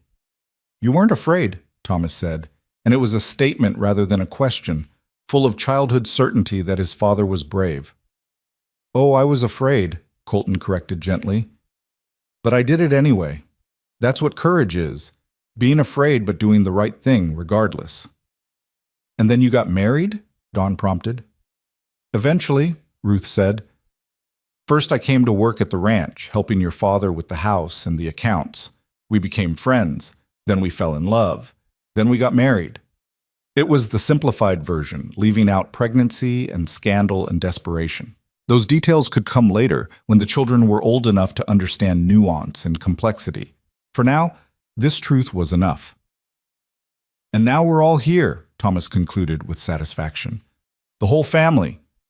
"The whole family," Colton agreed, his eyes meeting Ruth's again across the table. A world of meaning passing between them in that glance. After supper, after the children were in bed and the house finally quiet, Colton found Ruth on the porch swing they'd hung 2 summers ago. He sat beside her, setting the swing in gentle motion, their shoulders touching in comfortable silence. 7 years, Ruth said eventually. "Sometimes it feels like yesterday that I stepped off that train. Other times it feels like a lifetime ago." "Both," Colton said. "It's both." "Do you ever wonder what your life would have been like if I hadn't come along? If you'd kept building this ranch alone?" "Not anymore. There was a time early on when I'd catch myself thinking that way. But Ruth, you didn't derail my life or change my plans. You made everything better, gave me reasons beyond just building wealth or reputation." He took her hand, intertwining their fingers. "This, the family, the home, the life we've built, this is what I was working toward all along. I just didn't know it until you showed up." "I came west with nothing," Ruth said softly, repeating the words she'd said years ago, but with different meaning now. "No money, no prospects, no hope. Just a baby I was determined to protect and a prayer that something would work out." "And look what you built from that nothing," Colton said. "Look at what we built together." Ruth leaned into him, her head on his shoulder, looking out at the ranch that sprawled before them. The pastures where horses grazed in the twilight. The barn Miguel had helped expand 3 times. The newer stable building for the breeding stock. The vegetable garden that fed their family through winter. Lights glowed in Miguel and Maria's house, which they'd built 100 yards from the main house, connected by a worn path of constant traffic. In the distance, the mountains stood eternal against the darkening sky, their peaks still catching the last light. The cottonwoods by the creek rustled in the evening breeze, the sound as familiar now as breathing. This land that had been wild and empty 7 years ago was now a thriving ranch, a home, a legacy they'd built with their own hands and hearts. "I was so scared that day," Ruth admitted. "When I felt myself falling, I remember thinking this was it, the end of everything I'd fought for. I was going to die on that platform, and my baby would die with me, and no one would even remember our names. But someone caught you. You caught me." She lifted her head to look at him properly. "And you just kept catching me every time I started to fall. You caught me when I was sick. You caught me when I had nowhere to go. You caught me when I didn't think I deserved to be loved. You've been catching me for 7 years, Colton." "And you've been catching me right back," Colton said, his voice rough with emotion. "Every time I thought I had to do everything alone, every time I forgot how to rest or laugh or see beauty in something besides work, you caught me. You showed me what it means to have a partner, Ruth, what it means to share a life instead of just living adjacent to someone." They sat in silence for a moment, the swing moving slowly, the night settling around them with cricket song and the distant call of an owl. "Thomas asked me yesterday if we were going to have more babies after this one," Ruth said, patting her belly with a smile. What did you tell him? That we'd see what God blessed us with. But honestly, she laughed softly. 6 children feels like plenty, Colton. I love our chaos, but I think we might be reaching capacity. Whatever you want, Colton said immediately. Though I have to say, we make pretty beautiful children. We do, Ruth agreed. They're the best thing we've built. Better than the house, better than the ranch, better than everything else combined. They're our legacy, Colton said.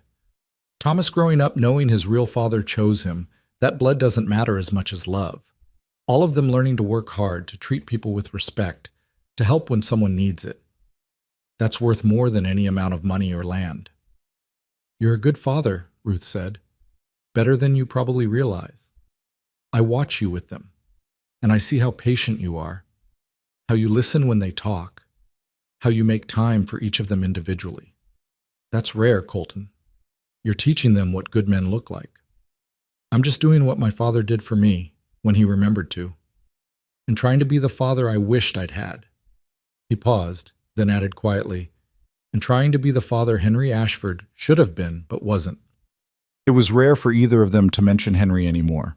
That chapter felt so distant, so irrelevant to their current life that his name seemed to belong to someone else's story. Do you know what I realized recently? Ruth said. I used to think Henry ruined my life, that getting pregnant out of wedlock destroyed my future and forced me into exile. But he didn't ruin my life. He redirected it. If he'd married me like he should have, I would have spent decades in a loveless marriage back in Philadelphia, probably raising children who learned all his worst qualities. Instead, his abandonment forced me west, which led me to you. I can't say I'm grateful to him, Colton said, but I'm grateful for the outcome. Exactly. The path was terrible, but the destination is perfect. Ruth stood, pulling Colton up with her. Come to bed, husband. Tomorrow's going to be another long day, and I want to fall asleep in your arms while I still can before this baby decides to make its appearance. They walked through the house together, checking on sleeping children along the way, a ritual they'd developed years ago and maintained religiously. Thomas sprawled across his bed with the abandon of childhood, one arm flung over his head. Dawn slept curled in a ball, clutching a cloth doll Maria had made her. James was actually tucked under his covers for once, a minor miracle. The twins were tangled together in their shared crib, impossible to tell where one ended and the other began. They're all perfect, Ruth whispered, leaning against Colton's shoulder as they stood in the doorway of the twins' room. They are, Colton agreed. We did good, Ruth. We did. In their own room, they fell into the comfortable routine of 7 years of marriage, helping each other with buttons and laces, talking about the next day's tasks, sharing small observations and jokes. And when they finally lay down together, Ruth's back against Colton's chest and his arm draped protectively over her and their unborn child, everything felt right in a way that still sometimes surprised her. Colton? She said into the darkness. Thank you. For what? For seeing me that day, for not walking past like everyone else did, for catching me when I fell and for never letting me go. Colton's arm tightened around her slightly. Thank you for letting yourself be caught, for trusting me enough to stay, for building this life with me. I'd do it all again, Ruth said. Every hard moment, every scary decision, every time I thought I couldn't go on, I'd do it all again if it led here. So would I. They fell asleep like that, wrapped in each other and in the life they'd built from nothing, from a moment of crisis and compassion on a train platform that had changed both their lives forever. 20 years passed like the turning of seasons, each year bringing new challenges and triumphs, sorrows and joys, but always faced together. The ranch became one of the most respected breeding operations in Nevada, its horses sought after from California to Colorado. The children grew into capable, compassionate adults who made their parents proud in ways large and small. Thomas, the boy who'd started life as another man's abandoned child, became a veterinarian, applying his natural gentleness with animals to healing work. He married a school teacher from Carson City and gave Ruth and Colton their first grandchildren, 2 girls who looked remarkably like their grandmother. Dawn inherited Ruth's head for business and Colton's way with horses, taking over much of the ranch's breeding program and expanding it further than even Colton had dreamed. She married a former cavalry officer who appreciated her independence and sharp mind. James became a lawyer carrying forward his parents' belief in fairness and justice. Emma and Lily, inseparable as children, remained close as adults, one becoming a teacher and the other a nurse. And the sixth child, another boy named Samuel, grew up to be a wanderer who wrote letters from all the interesting places he visited, each one treasured by his parents. By 1895, Ruth and Colton were in their late 50s, their hair graying but their bond as strong as ever. They sat on that same porch swing on a summer evening, watching their grandchildren play in the yard where their own children had played decades ago. The house had been expanded twice more. The ranch had tripled in size, but the essential character of the place remained unchanged, a home built on love and hard work and second chances. "Do you remember," Colton said, watching a grandson toddle across the grass with determined concentration, "when it was just you and me and baby Thomas? When this house was barely framed and we were figuring out how to be parents and partners all at once?" "I remember," Ruth said, her hand finding his automatically, their fingers intertwining with the ease of long practice. "I remember being terrified and hopeful in equal measure. Terrified I'd mess everything up, hopeful that maybe we could make it work. We made it work. We did more than that. We built something beautiful, something lasting." Ruth gestured at the scene before them, children playing, the ranch prospering, the valley golden in evening light. This is what we built from that one moment when you decided not to walk away." "Best decision I ever made," Colton said, "catching you that day." "I used to think you saved my life," Ruth said thoughtfully, "and you did, literally, in that moment. But Colton, what you really did was bigger than that. You gave me a chance to save myself. You provided the space and safety and support I needed to rebuild who I was from the ground up. You didn't rescue me. You partnered with me in rescuing myself." "I like that better," Colton said, "though I'll always be grateful I was standing in the right place at the right time." "Everything led to that moment," Ruth said. "Every hard choice, every painful step, every time I thought about giving up but didn't. It all led me to that train platform, to you. And every good thing that's happened since came from that one moment when you reached out your hand and I took it." A comfortable silence fell between them, the kind that only comes from decades of shared life. They watched the sun sink lower, painting the mountains in shades of purple and gold. Laughter drifted from the house where Dawn was helping prepare supper. Miguel, now in his 70s but still working the ranch, led a horse past the barn. Maria's voice called out something in Spanish, and a chorus of children's voices answered. "If you could go back," Colton asked suddenly, "and talk to that woman on the train platform, the Ruth who was falling and scared and certain everything was ending, what would you tell her?" Ruth considered the question seriously, remembering that version of herself with compassion rather than pity. "I'd tell her that she's stronger than she knows, that the baby she's so desperate to protect will grow up loved and whole and good, that she's about to meet a man who will show her what real love looks like, patient and steady and unconditional." She paused, tears pricking her eyes.